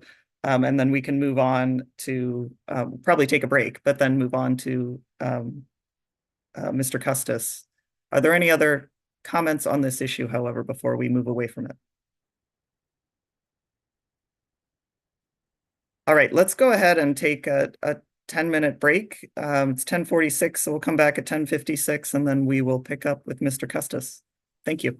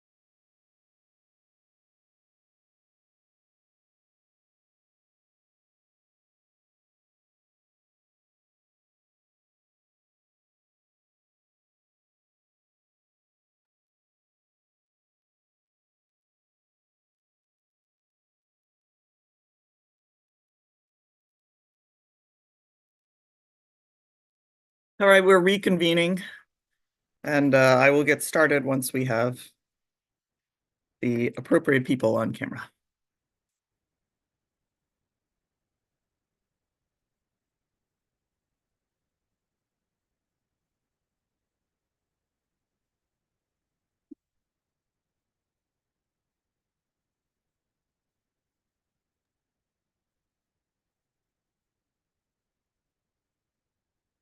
All right, I see Mr. Puccini is here. At this time, Mr. Puccini, will you be presenting Mr. Custis? Yes, I will. Thank you. And I will turn to you, Mr. Custis. First of all, welcome and thank you for joining us this morning. I appreciate having you here today. Okay, thank you. I'm assuming you hear me? Yes, I can hear you Okay. fine. Thank you. Okay. I will at this time administer the oath. If you would please raise your right hand. Mr. Custis, do you swear or affirm under the penalty of perjury that the testimony you will give in this hearing will be the truth, the whole truth, and nothing but the truth? Yes. Thank you. And Mr. Puccini, in your introduction, please ask Mr. Custis to affirm that his written rebuttal testimony is true and correct, and also refer to the exhibit number for that written testimony. I'd appreciate it. Thank you. I'll do that. Thank you. With that, CDFWs, please introduce CDFW expert witness, Mr. Kit Custis. As Mr. Custis states in his rebuttal testimony and is shown in his CV, Mr. Custis is a California professional geologist, California certified engineering geologist, and a California certified hydrogeologist who has over 43 years of experience with geology and groundwater issues. Mr. Custis has submitted his CV, his summary of his rebuttal testimony, and his rebuttal testimony marked as exhibits CDFW 106, CDFW 107 errata, and CDFW 108 respectively. Mr. Custis, can you affirm that CDFW 106 is a true and correct copy of your CV, that CDFW 107 errata is a true and correct copy of your summary of your rebuttal testimony, and CDFW 108 is a true and correct copy of your rebuttal testimony? Yes. Thank all you. three. Yes, thank you for clarifying. And are you ready to present your summary? Yes. Okay, then with that, Ms. Mullen, can you please present CDFW 107 errata?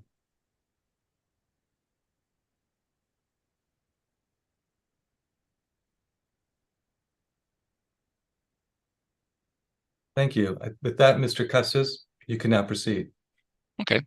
Go to the first slide that has something on it. Next slide. This is just a summary of the changes that I saw in the project in Mr. Nicely's testimony. Minor change that he moved the two wells back away from the river, which has an effect of changing some of the analysis of the impacts. The pumping rates and the total acre feet per year to be pumped are the same. They've the pumping at individual wells at the maximum desired is the same as, but what's changed is that instead of assuming that you have a 1-to-1, the pumping is equal to, the river loses equal to what the pumping rate is. We now have essentially a variable river to impact, or water coming out of the river. And that's conditioned on the TICE analysis, on the drawdown. And so Mr. Nicely, in concluding, said that the city's wells will not affect subsurface water level elevations or surface water flows outside of a radius of 500 feet, and therefore won't substantially deplete the surface flow. In my opinion, that going from a 1-to-1, 100% diversion to minimal is a change in project and a change in analysis. All right. Next slide. Now, this is what the TICE analysis is a big focus here because it's what's been used to figure, project or estimate what the drawdown is going to be. Table 20 at the top is what was presented before Mr. Nicely's testimony. And Mr. DeMusha has altered the numbers in this based upon well, difference in the new project from 4 wells to 2 wells. What's below is what I interpret from Mr. Nicely's presentation, and which is, I believe, the next slide, which is not yet to the next slide, but his numbers in the next slide. At 500 feet from upstream from the upstream boundary of Site B, he calculated a 1.7 foot drawdown, and then at different intervals going upstream, different levels of drawdown. His characteristics of the aquifer were storativity was the same as what Stetson used, which table 20. His transmissivity was a little bit higher than what Stetson used. Aquifer thickness is the same. The pumping rate for his TICE analysis was 686 gallons per minute, 343 for each one of the 2 wells, which is less than the permitted 920, 460 for each well. Total diversion was 1107, which is the same. The impact period was 6 months, so he pumped continuously for 6 months, which is Stetson has multiple periods. And he used the image well analysis because of the issue of boundary conditions, and the TICE analysis, in its basic form, assumes an infinite aquifer. And so if you have boundary conditions, like you have to put, use image wells in order to simulate the effect of that, either whether it's a no flow boundary or a river recharge boundary. And the other assumption, was that there was no potential for drawdown. It was I can't read the whole thing. I'll read mine. Assess potential drawdown with no flow in the river. And that is also a standard TICE requirement. TICE requires actually no recharge from any source, because if you want to simulate that, you have to do the image wells. So the basic TICE assumes no recharge. Okay, next slide. Now this is a modification that I made to Solvang 18, which is the exhibit that Mr. Nicely shows his drawdowns and the specific locations on the river. And I've added on top of it distances that I scaled from the drawing using the drawing scale. And I think that's a correct scale, because the 2 wells that are shown are supposed to be 1,000 feet apart, and that scales right when you use this isn't the whole drawing. I've left the legend and stuff out. I've also included the SY water 11111, I think, because it's in the right place. The dot's in the right place. Mr. Nicely put the dots for wells that are in the area, and that dot I highlighted is kind of it fits. The distances to the first 500 feet upstream from the upstream boundary of Site B is the only drawdowns that I calculated upstream, just to see how it fit. I did a TICE analysis that did not have image wells. And so because of that, it should be, my drawdowns should be less. I also put locations to the river, and because the 2 wells will interfere with each other, you have to use the closest distance, which is 850 and 1200 thereabouts, and then the cross distances. So you essentially do the analysis and add both of those together. Next slide.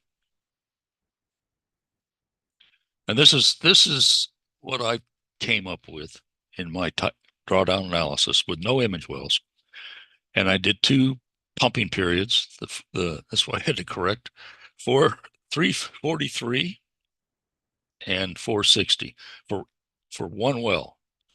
And the distances I just arbitrarily named the wells 1 and 2, pumping wells, and those are the distances. You have to add them together, as I said. And essentially, because, and well 2 has well, it's just a little bit farther away.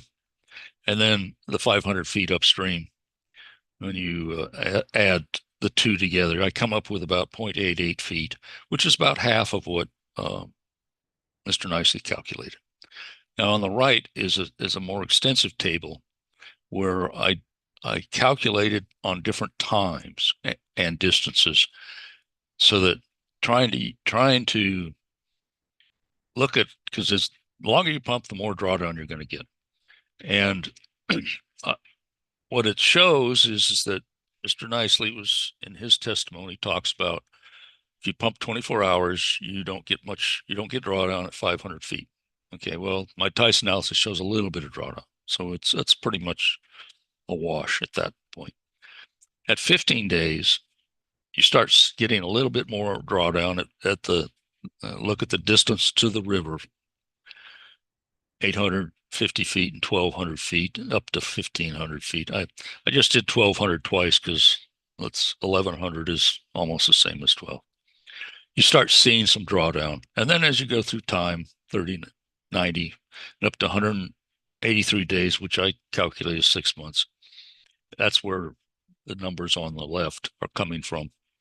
And then 365 days.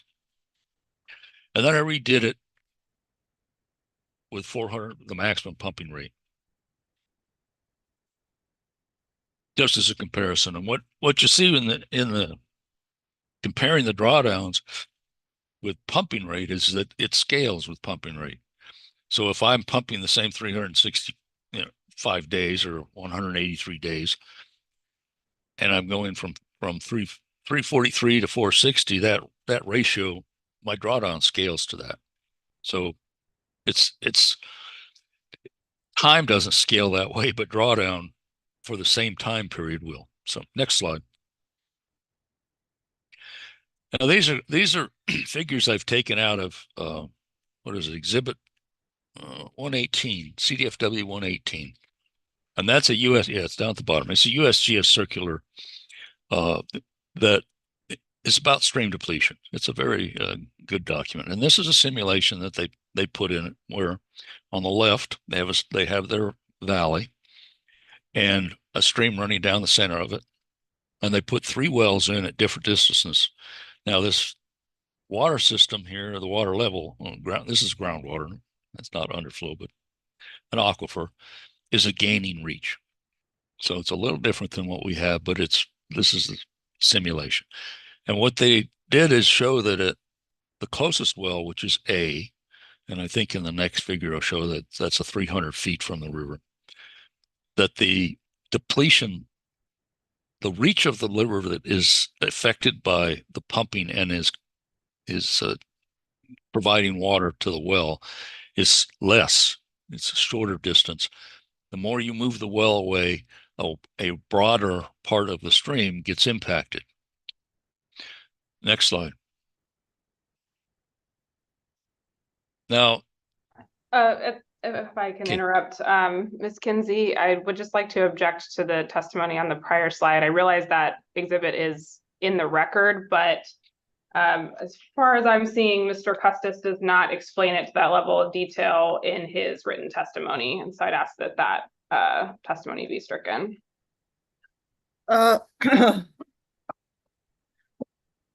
I'm going to allow it. I think it's fair. In this case, I just think it's it was a general description of how the Jenkins analysis works effectively with respect to a stream. So I think it's as background knowledge, even if it was implicit in the testimony, and frankly it was helpful. So I'm going to overrule that objection. Please go ahead and continue, Mr. Custis. Okay. The next figure, A, is probably the most illustrative of what stream depletion looks like based on, the distance you are from the river. And I hope your color your figures look better than mine, but they have the 3 wells, and they've explained in the legend one of them is 300, one's 700, and one's 1,400 feet away. And the one that has the greatest depletion, the narrowest shape, of the curve, and the highest rate of depletion is, of course, the well that's closest to the river. And what they did in this, because it's a gaining reach to begin with. And the point they were trying to show, and they've got a line that horizontally down the middle of that chart, which at a certain point you're intercepting the gain. In other words, you're not letting it go to the river. But with the closer well, at some point you actually cause the river to lose water. So you're what we consider depletion. The seepage rate increases. But as you get farther away in this simulation, all that you're, particularly the seawell, all you're doing is intercepting the water before it gets to the river. Now the graph on the left is sort of a accumulation of that. They have a stream without pumping, so that's how the gaining reach all the way along. It's always gaining water. And my reading of this is that the bottom graph in there is kind of taking the graphs on the left and laying them out, and the lines that are in between are adding the two top and bottom graphs together. But the point that they're trying to make in this is that in the end, at downstream and 1,200 feet, the depletion is equal to the pumping rate. So it's variable in between. You can see from the graph at the on the left, but cumulatively, when you get done, a close well and a well farther away cause depletion to equal to the pumping. So next graph. Or next slide, yeah. These are, again, just hypothetical scenarios where on the left, they're gaining reach. Water's without pumping is flowing into the river. You put a well in and you start intercepting the gain.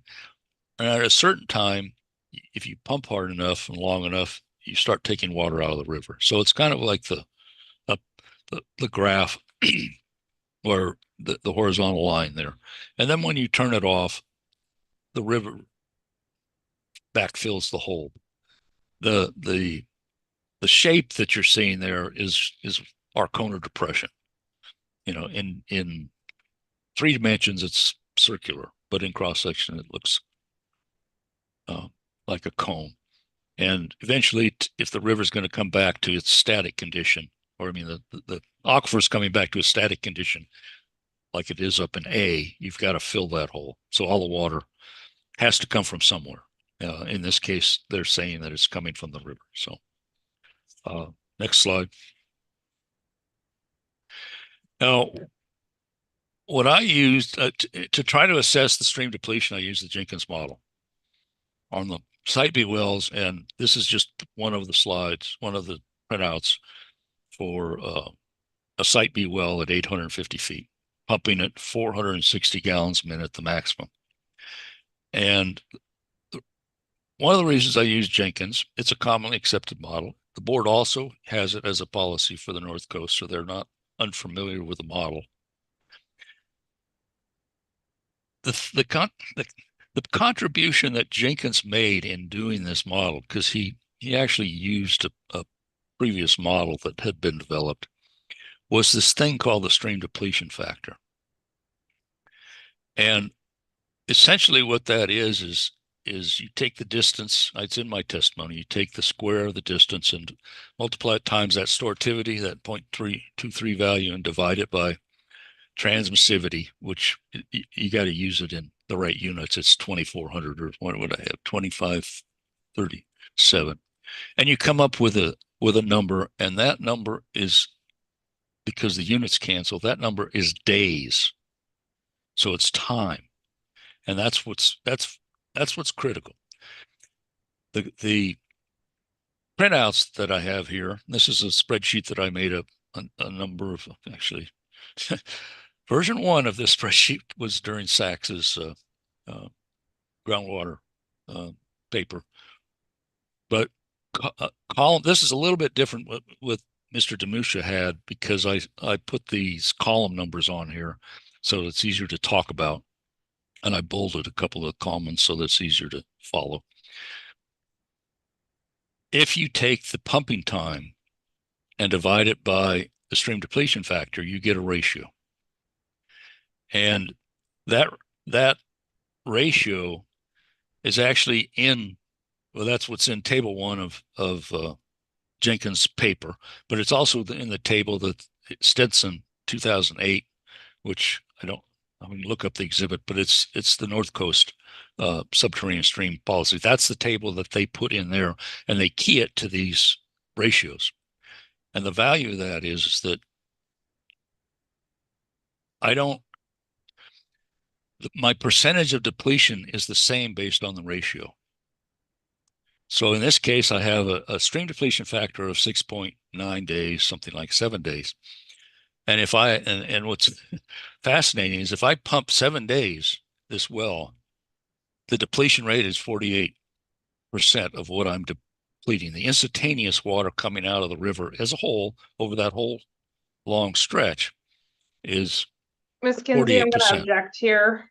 Mr. Custis is reporting different Jenkins conclusions than is in his testimony. I appreciate this table as an exhibit, but again, in paragraph 38 of his testimony is where he reports the actual time to certain point of depletion numbers, and the values that he was just explaining are not there. So again, I think he's providing further context than is within the scope of his rebuttal testimony. I'll look to Mr. Puccini. I can't see you, but presumably we can hear you. Yeah, I had another outage just now. But we can hear you, so that's fine. That's fine. I actually response. I think I would defer to Mr. Custis if he can point in his testimony where that's replicated, and if not, then point taken. Okay, this is one of many slides of the Jenkins analysis that I made. So it says CDFW 119, that has all of these drawdowns and well, the depletions for different times that Mrs. O'Sullivan's referring to. And so I would point, for example, to paragraph 34, where there are these different percentages that are listed. CDFW 119 is listed as an exhibit there. So I'm just trying to explain this spreadsheet. All the other spreadsheets are sort of the input parameter. What the parts that are highlighted in this spreadsheet are things that you can enter. Because so this is Mr. Custis's attempt to help the you, Ms. Kenzie, and your AHO to understand these. And so I would defer to you as to whether you feel this is valuable or not. And if not, then we can certainly move on. I think, Mr. Custis, the objection here is that the specific discussion of I think it was 7 and some odd days as the stream depletion factor, I don't think that appears, or I'm not seeing it off the top of my head, in your written testimony. I realize it's implicit in the charts, but is this discussed in your written testimony? The results of that are discussed, yes. Results. So let's, I mean, the caveat here is to please stick to what is in your written. I know you're trying to explain it to me, but if you can stick to the numbers and the analysis in your written testimony, let's proceed that way. One of the things that is just critical is that the stream depletion factor in days tells you how long it's going to take for depletion to occur. The more the time, the longer it's going to take. So that's the basic contribution that Jenkins made to using his method. Next slide. Now, one of the other elements that I put in there, because the city, Mr. Nicely's simulation of TICE at the drawdown was a 6-month simulation with the total depletion being as if it's a year, but the depletion was 6 months. And one of the problems you have with cyclic pumping is what you'd call it. I'm going to pump every month for 6 months, first 6 months of the year, middle 6 months, whatever. When you turn off the pump, you don't go back to zero instantaneously. Depletion continues until you fill all the void. And if you turn the pump on again before the void is filled, you're not starting from zero. And so Wallace and others went through this large, very complicated analysis to give us some coefficients in order to try to figure out if I pumped every year for 6 months, what would actually be the peak depletion after, as they stair step and add to each other. And that's what this is showing. This is the previous one where it's, same stream depletion factor, pumping for 6 months out of the year. And then there's a whole bunch of coefficients in there, which is the value of their paper that lets you figure out that it's not the average annual pumping rate, which is 230 gallons per minute, but it's almost 95% at peak. But it takes time to get there. And it takes 994 days of pumping, of continuous time from when you start pumping in order to reach that peak. So it's that accumulation. So that's all this is saying, is it's not, you have to account for the fact that you don't recover instantaneously. Unlike when you turn off if you have a surface water diversion and you turn off the pump, the diversion stops instantaneously. Next slide. Now this is coming out of the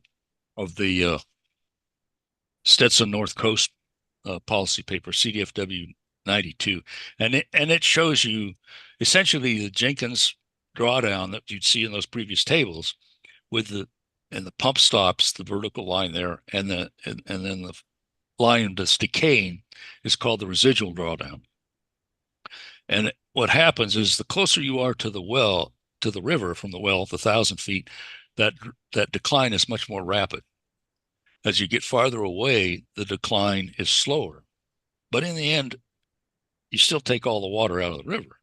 So the problem with the previous slide, when you're cyclic, a well that's close to the river has less of an impact on cycles than a well that's farther away. It's just part of the complexities of this. And one of the other interesting things in this is that on the lower two graphs, the half mile and the mile, the peak of the depletion occurs after you turn the well off. And that's sort of counterintuitive. If I've stopped pumping, why is the river losing more water when I turn the well off? But that's just the facts of the analysis. Next slide. And this is just sort of summarizing at two different times for wells. I put 250 because that's what Mr. Demisha was looking at.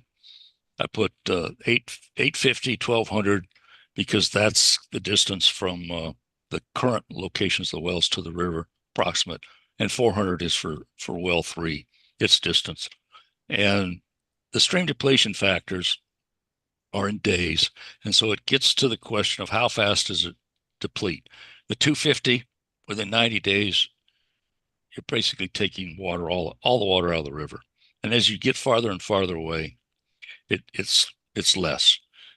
At 6 months of pumping, and I didn't put the 250 in there because obviously it's 100%.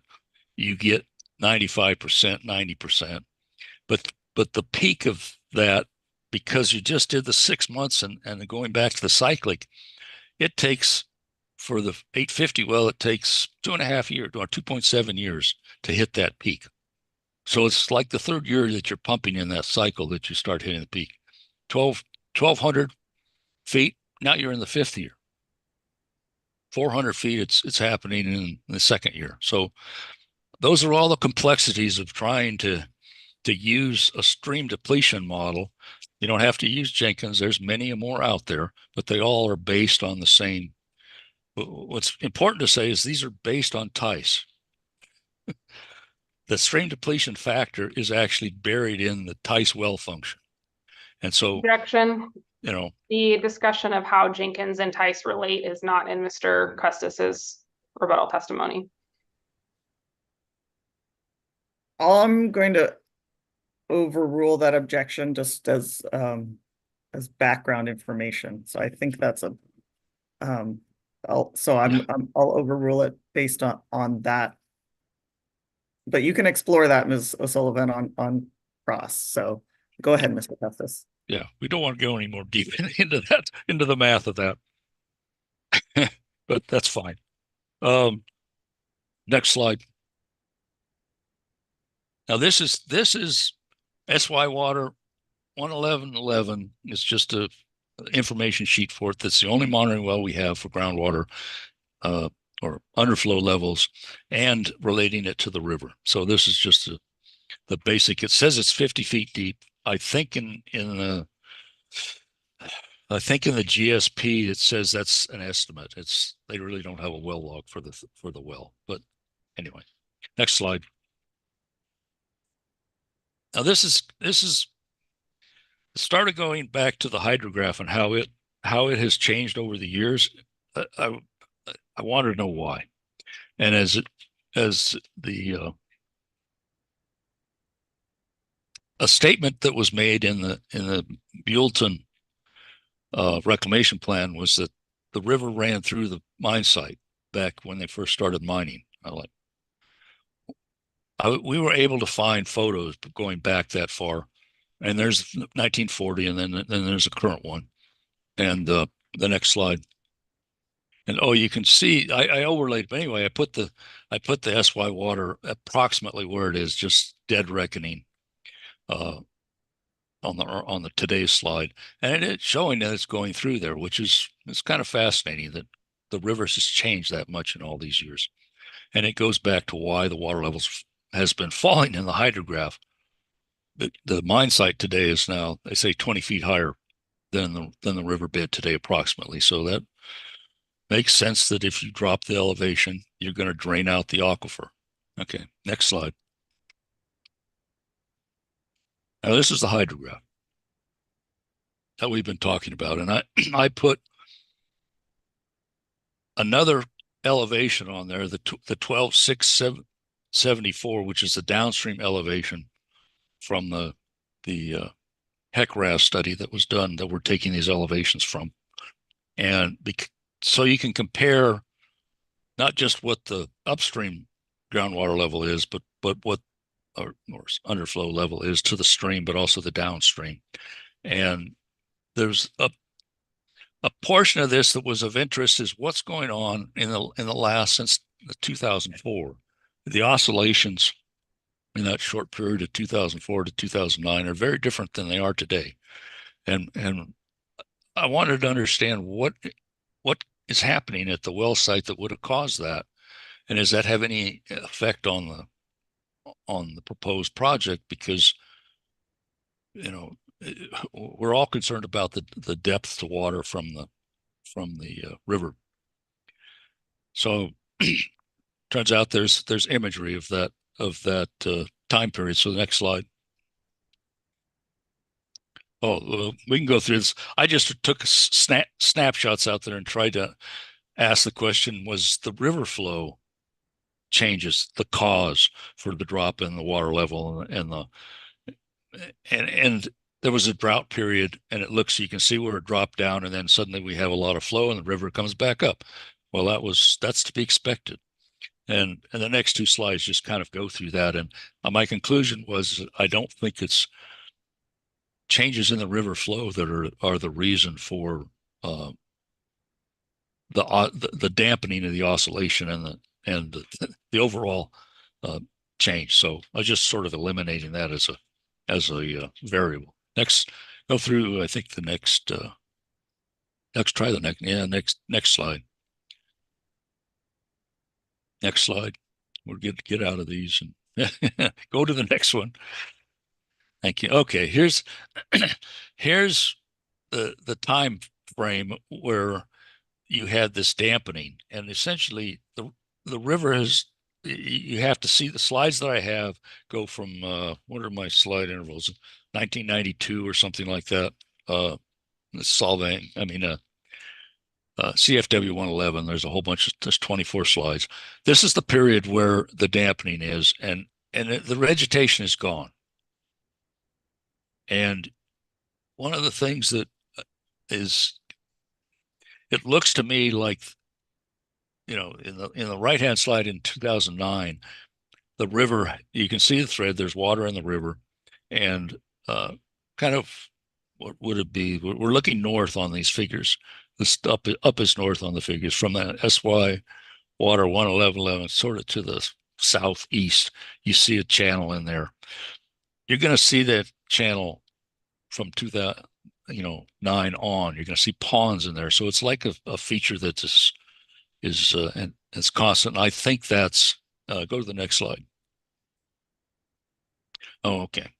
One of the question was what is how much vegetation evapotranspiration was occurred in this area of the mine, the part that was stripped of vegetation during that time period, and we have a really interesting online source, which I think the Water Board pays part of the funds for, is this OpenET, which can give you, using remote sensing and satellite imagery, you draw a polygon around it, and it'll tell you what the evapotranspiration is. It's a really nice tool. So that's what I did, and it looks like at the maximum that about, what did I come up with? I think it was 40 inches of ET. Is a maximum, and the area will tell you what the area is, and it ends up giving you a value about 275 acre-feet per year of evapotranspiration. So that's an important to understand, because that's water coming out of the river. It's coming out of the subsurface, and it's another loss that's going on. Next slide. Now this is Mr. Demuha's slide that I've captured basically, and it has where those two cross sections are, the two horizontal lines that are in the hydrograph. This is where they're upstream and downstream, and you can see that pool again that in right on the edge where they go from vegetation to the mining site. And this slide, Mr. Demuha, I asked him, and because it looks like one of my slides that's in February 2021. So this is and he confirmed that from the metadata that he has for this slide. This is sort of recent picture of the river at 2021. And you can see where SY water 111 is relative to that pool. And just as a side, the question I have is, and I think I can explain it, but it's not in my rebuttal. So why is there a pool in the river when, if I look at SY 111, the water level's below the river? This, that's below the lowest point in the river. Objection. So again, this is getting outside of its rebuttal testimony, as admitted by the witness. I think the witness is self-regulating here. So yes, I'm telling you, I know that it's outside, but it's like I get curious at things like this. Next slide. Okay, and these are just the cross sections and I've added that Mr. Demuha had. This is the upstream one at 15,896. This is the one we're mostly looking at for the determination that the river is a losing reach, because the water level in SY 111 is below this generally below this lowest point on the river, 342. But I put, just as a line from the 1935 to the 366, that was the first reading in SY 111. So that's how much the water level has dropped in this system. So next slide, and this is the next slide is the downstream, and the same horizontal line for the earliest known groundwater or underflow level. So next slide. And this is just basically my conclusion, is that the historical decline in underflow that we see in SY on 11, it's well site B, is likely caused by the current conditions of the underflow water elevation remaining below the adjacent riverbed is pumping. Why? We don't have any other stresses out there. We have ET, and that's it. So why is water level constantly going there if we're getting refill? So now, how much pumping? I don't know. We don't have any pumping records. ET, the riverbed, if it's contributing to the oscillations between the period where there was no vegetation in the river to the current condition, that's a lot of oscillation for the vegetation. And I don't, it doesn't bear well if that's 275 acre feet per year causes that kind of oscillation to what's going to happen with another 1,000, 1,100 acre feet per year. So I'm hesitant to say that's all due to vegetation. Tice calculation is it's less than Mr. Nicely's because I don't have image wells, about half. But my calculation does show that there's going to be depletion beneath the river at the closest point to the Solvang. Mr. Nicely's drawdowns imply that, but he doesn't say it. Next slide. I estimated the rate of depletion using the Jenkins model. These same characteristics as Mr. Nicely's hydrogeologic characteristics as Mr. Nicely, with the nearest distances between the well and I come with the numbers that I came out with different times of pumping. The Wallace analysis shows what happens when you have 6 months on and off. Eventually you get a higher depletion rate. At the times there's no surface water flows in the river, the elevation of water level beneath the river would decline due to the pumping of the Solvang wells. And that decline would have an impact on public trust resources. And that's the reason we're asking for permit conditions. And let's see, Tice Waddle. Oh, this is my personal opinion, professional opinion.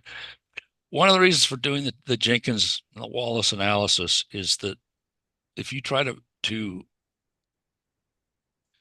predict what the impact is going to be on a day-to-day basis with when the well gets turned on, when the well is turned off, you have to go through this whole analysis, whether you like Jenkins or not.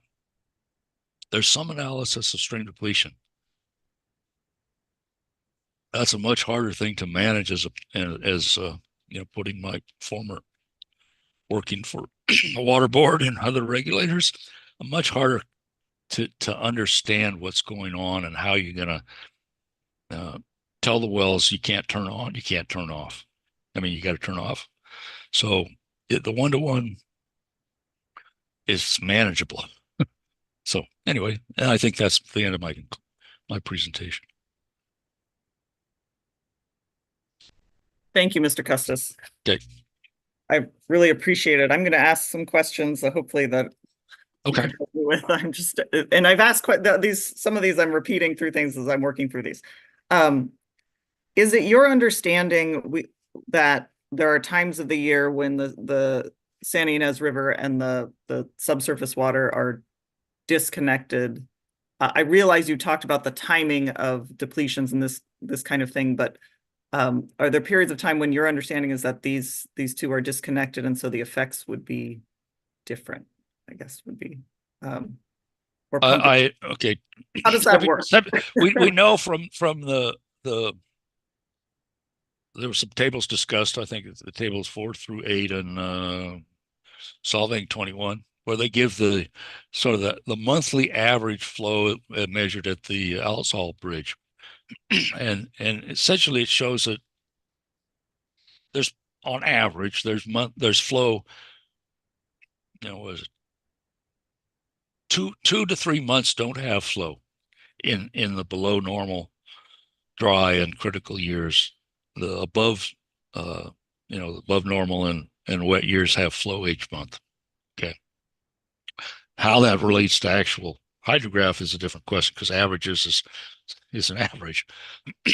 When we get into this issue of disconnect, which is, you're touching on a big subject, and I don't know what the layman's term of disconnect is. Part of the problem is the idea, and I think this was Mr. Nicely's opinion, but he needs to speak for himself, is that when the water level goes below the river bed, that it starts to, it disconnects. And the problem is that it takes time. The water level has to drop a lot before it is what you would want to call disconnected. We submitted, and it's, again, you're going to get an objection here. CFW 125, and it has a nice little drawing, and actually 118 has some drawings in it which show you what disconnection. So the transition. Just to be clear, I'm asking you a question so you actually it opens the door for you to say new things. And I'm not inviting you to say new things because I right. But see, the question of helpful to pull anything up, please do. It's a genuine. Is it disconnected? Yep. There's times, again, without having, we're using the SY water 111, which is 1,000 feet away. There's times that the river could create an unsaturated zone beneath the bed of the river. Okay. That's what most people start thinking about, is disconnection, because you're not hydraulic, you're not 100% saturated. The second part of your question is where it doesn't make, I think, let me phrase it, and you can see. Okay. The follow-up, or maybe the second part of my question, is going to be, those occurrences, does that affect a stream depletion analysis, whether it's Jenkins or can you touch on that? Okay, it does. Jenkins and all the other stream depletion assume that you have a saturated hydraulic connection. So it does alter the calculation that you get using that model. But the second question is what does it cause? Does the stream stop depleting? And the answer to that is no. The stream continues to deplete even when that vadose zone is created. And this gets into testimony, but it actually makes it worse. So the Jenkins model assumes a saturation. It doesn't. The thing that's changing is timing. And I think Mr. Nicely is talking about that too, is that my opinion of what he's saying is it doesn't cause depletion of the river when it's disconnected. I have a disagreement about that, but that the refilling of the aquifer comes later in the winter when the water is flowing down the river again.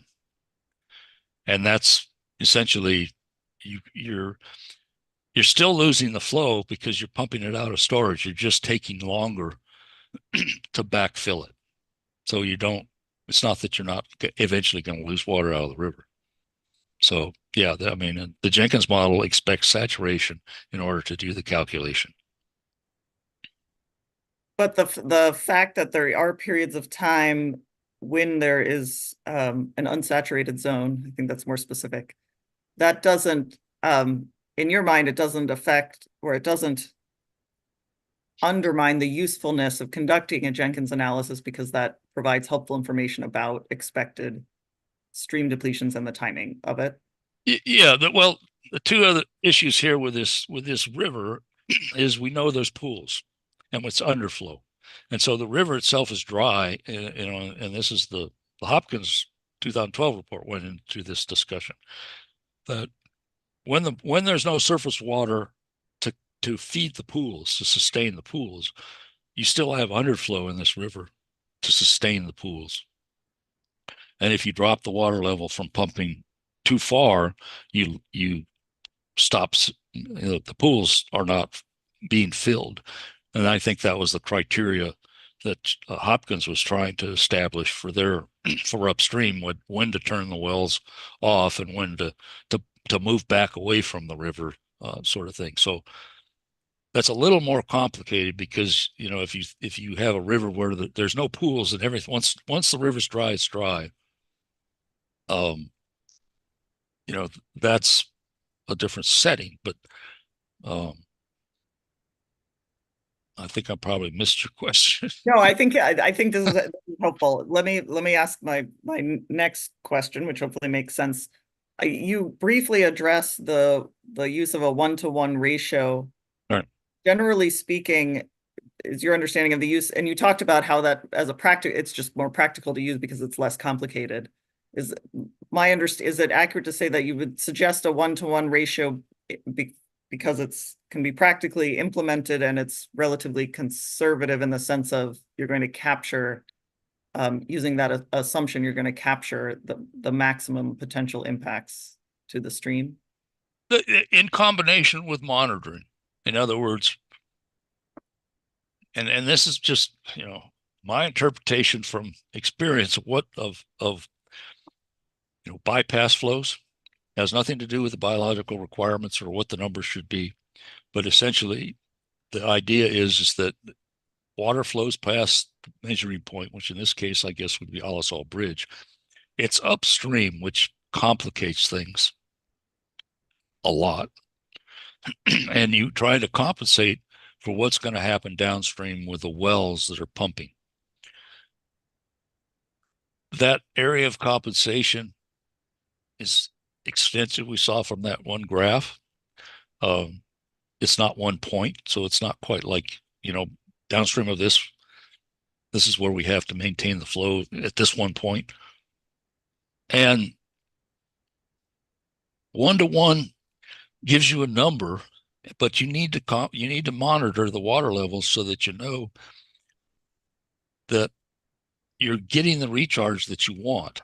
I mean, Mr. Nicely is talking about the winter flows coming down and recharging the river, but the seepage rate in the river is variable because of that vegetal zone, but it is fixed. It's not like, and this is where the problem with the 1-to-1 is, it's not like you have a bathtub and you open the spigot and the water just flows in and fills up the bathtub. It takes time for the water that's moving down the river to soak in, and it takes time for it to migrate out away from the river and fill the void that you created from the pumping that is 1,000 feet away from the river. That's takes time. So the 1-to-1 isn't perfect, but the doing it as if you're pumping groundwater is, to me, is you're gonna have to do far more monitoring than you would at a 1-to-1. I mean, we're proposing 2 wells upstream and downstream just to capture because we know the stream and its current condition, the river in its current condition drops 10 feet. Those are the cross section elevations, and it's just within site B. That's a big important thing for the vegetation, that 10-foot difference. We really need to know what the value is at the river, not at site one, SY 11111, because like I say, I see pools in the river and it's not supposed to be there. But we need to know what it is. And the compensation gets into, is it going to be effective? But I don't see any other permit. How do you write these conditions? And how do you manage to those conditions? You need a lot of monitoring. You need seepage meters in the river. That's an academic exercise. USGS likes to do it. A lot of reports on it, but you'd need dozens of monitoring sites in the river channel to catch. You saw in the one figure how the seepage rates are so different. They're it's like a belt-shaped curve. You'd have to try to capture that in order to calculate how much water is actually leaking out at any given day, and then who's going to go and collect the samples every day or every week, or eventually you'd be able to predict it. But it take years of data before you could feel comfortable that you know what they're doing. So anyway. Thank you. I really appreciate your thoughtful responses to my questions. Okay. Thank you, Mr. Custis. It's now 11:51. My proposal would be for us to take our 1 hour break and then return and start with cross-examination of Mr. Custis. Okay. So I will look to the It's room. good to me. Yeah, good. I will look to the room. Are there any concerns about us proceeding that way, or is there any other business we should address before we break for lunch? I just have one comment. I believe I heard Mr. Custis refer to a CDFW 125, and I think that was a cross-examination exhibit that was not used on the city's witnesses. So I just want to be sure that that's, if it is going into the record, we would like to see it. If not, then just that that comment be disregarded. I think maybe let's, unless you have a quick response, Mr. Puccini, we can address maybe after lunch clarification on whether CDFW 125 is going to be offered or what it just hasn't come in yet. Does that sound? I was going to give you a chance to track that down. Yeah, it has been submitted for the purpose of this testimony. So it should be available on the AHOFTP site. I'm not sure that completely answers Mr. Sullivan's question, but it is not something that we were intending to introduce. We've already introduced it basically. So it is not available on the AHO's FTP site. So maybe it's my homework to track down why it's not and what we should do about it. So okay. It sounds like you submitted it with the rebuttal exhibits. No, we did not. We did it afterwards, and we can try to track down that date. It was later in time. Okay, and I probably reserved it because I presumed so it's a late submitted exhibit, or are you planning to use it on cross-examination? We are planning to use it on cross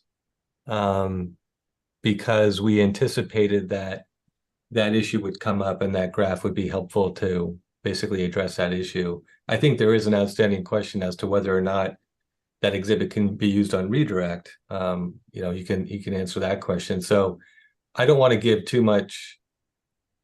It will be a helpful exhibit, and it's not a make or break moment, whether it's in or not, but it's really just intended to help facilitate the discussion regarding stream depletion. But like I said, we did submit it, and we can find that date. Why it's not on the FTP side. We do have it. Yeah, and just to clarify, Mr. Puccini, we do have it. I think I told my team not to move it over because I understood it to be an exhibit that could be used on cross, and usually we don't make those available publicly until they're actually introduced. I see. The analogy is, you walk into the courtroom and hand out the exhibit to everyone. But maybe let's, I don't know, Ms. O'Sullivan, do you want to respond, or should we pick this up after lunch when you have a chance to? I mean, I can briefly respond. So the submittal by CDFW says that it's for use of cross-examination of the city's witnesses. That didn't happen, so we didn't, think anything of it not being moved over, because as you said, the practice is to move the cross-examination exhibits over. And so we would object to its introduction or use on redirect. I don't think there's any practice for including new exhibits on redirects. Redirect's supposed to be within the scope of cross-examination. And so our position would be that would be inappropriate. Yeah, and just to respond, we understand that point. And so I guess that for sake of discussion, we would consider it to be a late exhibit being introduced to support Mr. Custis's rebuttal testimony, and we will completely defer to you, Ms. Kenzie, as to whether that's appropriate or not, and take no issue either way. Ms. Kenzie, I'd just like to be heard briefly on this. I mean, the horse is out of the barn here. He referenced this exhibit in response to one of your questions. None of us have been able to see it, and I think we all need to see it to understand his testimony, if that testimony is indeed going to be part of the evidentiary record in this. So my request, assuming that Mr. Custis' testimony referring to CDFW 125 is going to remain a part of the evidentiary record, is that exhibit be made available to all of the parties to review so that we can understand exactly what Mr. Custis is testifying to. And then decide whether is the follow-up there, and then decide whether we want to ask any questions about it in response as a follow-up to your questions. And Or- frankly, to be able to understand what types of arguments we, may end up making about these important hydrogeological issues down the road. Well, let me think about this other thought process. Because my inclination had been to just rule on it now and say it's a late submitted exhibit, and I'm going to exclude it from the evidentiary record. And then, is your follow-up, Mr. Bivens, and Ms. O'Sullivan, you'll have a chance to. Is your follow-up from that Mr. Cuss's testimony referring to the exhibit should be stricken? I think it would have to be. Yeah, I think it would have to be. I suspect Ms. O'Sullivan agrees with that. Yes, I would. Our position would be that the testimony and the exhibit be stricken because it's untimely filed, and then the testimony would be unfounded and, lacking support.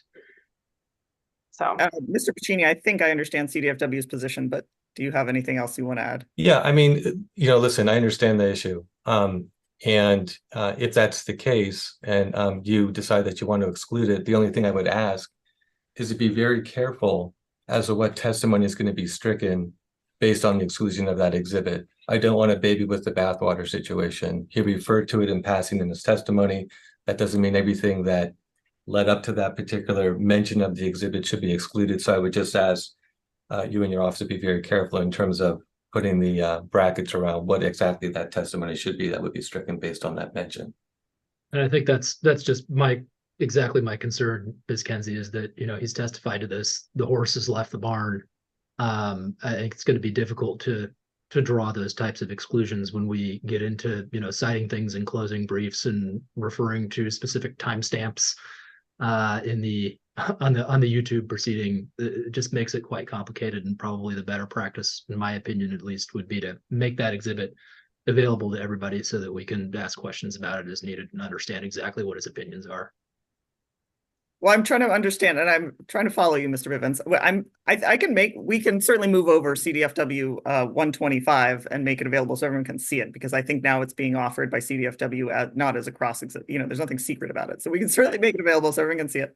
What I'm trying to figure out is when I should rule on what portions of Mr. Cuss's testimony are in or out and whether the exhibit is in or out. And I'm just not sure. I maybe just don't understand whether you're suggesting that CDFW 125 should be excluded or should be admitted. Let me put a finer point on it. I don't think you should rule until we've all seen the exhibit and had a chance to consider what it means. That seems fair. I understand that. So we will move the exhibit over so it's available to everyone, and we will table this issue and how to refer to it. CDFW 125, how to deal with Mr. Cuss's testimony referencing CDFW 125 later. I will say that I'm very inclined. I don't know how to. Let's try to avoid referring to CDFW 125 going forward so that we don't compound the problem. Although I think you're asking Mr. Bivens to cross-exam on CDFW 125. Maybe what we should do is move the exhibit over. You'll have lunch, an hour to look at it, and then we can revisit this if we need to after lunch. How about that? That sounds great. I am not suggesting that I will necessarily cross-examine it. I just want to look at it. Yeah, you want to look at it. I get that. So let's do that. We'll move it over. You'll have at least a lunch break to see what it is, and then we'll go from there. Thank you. And Officer Kunze, this is Tilden Kim for Solvang. It's my understanding that your inclination is to not allow that exhibit as a late exhibit, and your inclination is to strike that portion of the testimony. And I think one of the uncertainties is what was that testimony that was given, and so I don't know if it's possible during the break to have your staff actually verbatim translate what was part of that testimony that included Exhibit 125, and if there's a meaningful way to strike that portion of referring to Exhibit 125. I think that'd probably be the most practical approach to satisfy Mr. Bivens' concern, as well as being consistent with your ruling. I think I completely agree with you in that approach, Mr. Kim. My only concern is here, because we don't have a court reporter. I'm not sure it's technologically possible. I don't know if we have to wait till the end of the day. We certainly can do it before the 13th, but I had the same thought process of how do we pin down exactly what was said. So I will see what we can do over the break. if we are able to, even just the Zoom transcript, which has its problems, it's not perfect, but if we're able to make that available, once we all get off of Zoom, I will ask my team to do that and make it available for everyone during the lunch break. So we'll do our best and see or if we can go back to the video. Once again, I don't know if we have to wait till the end of the day or how long it takes to transfer over. So we'll make an attempt. Thank you. All right, anything else before we break for lunch? Okay, it is 12:01. Let's do a full hour. I'll see all of you back again at 1:01 p.m. and we'll pick up where we left off. And please do log off of the Zoom and I will see you re-logged on after lunch. Thank you. Thank you.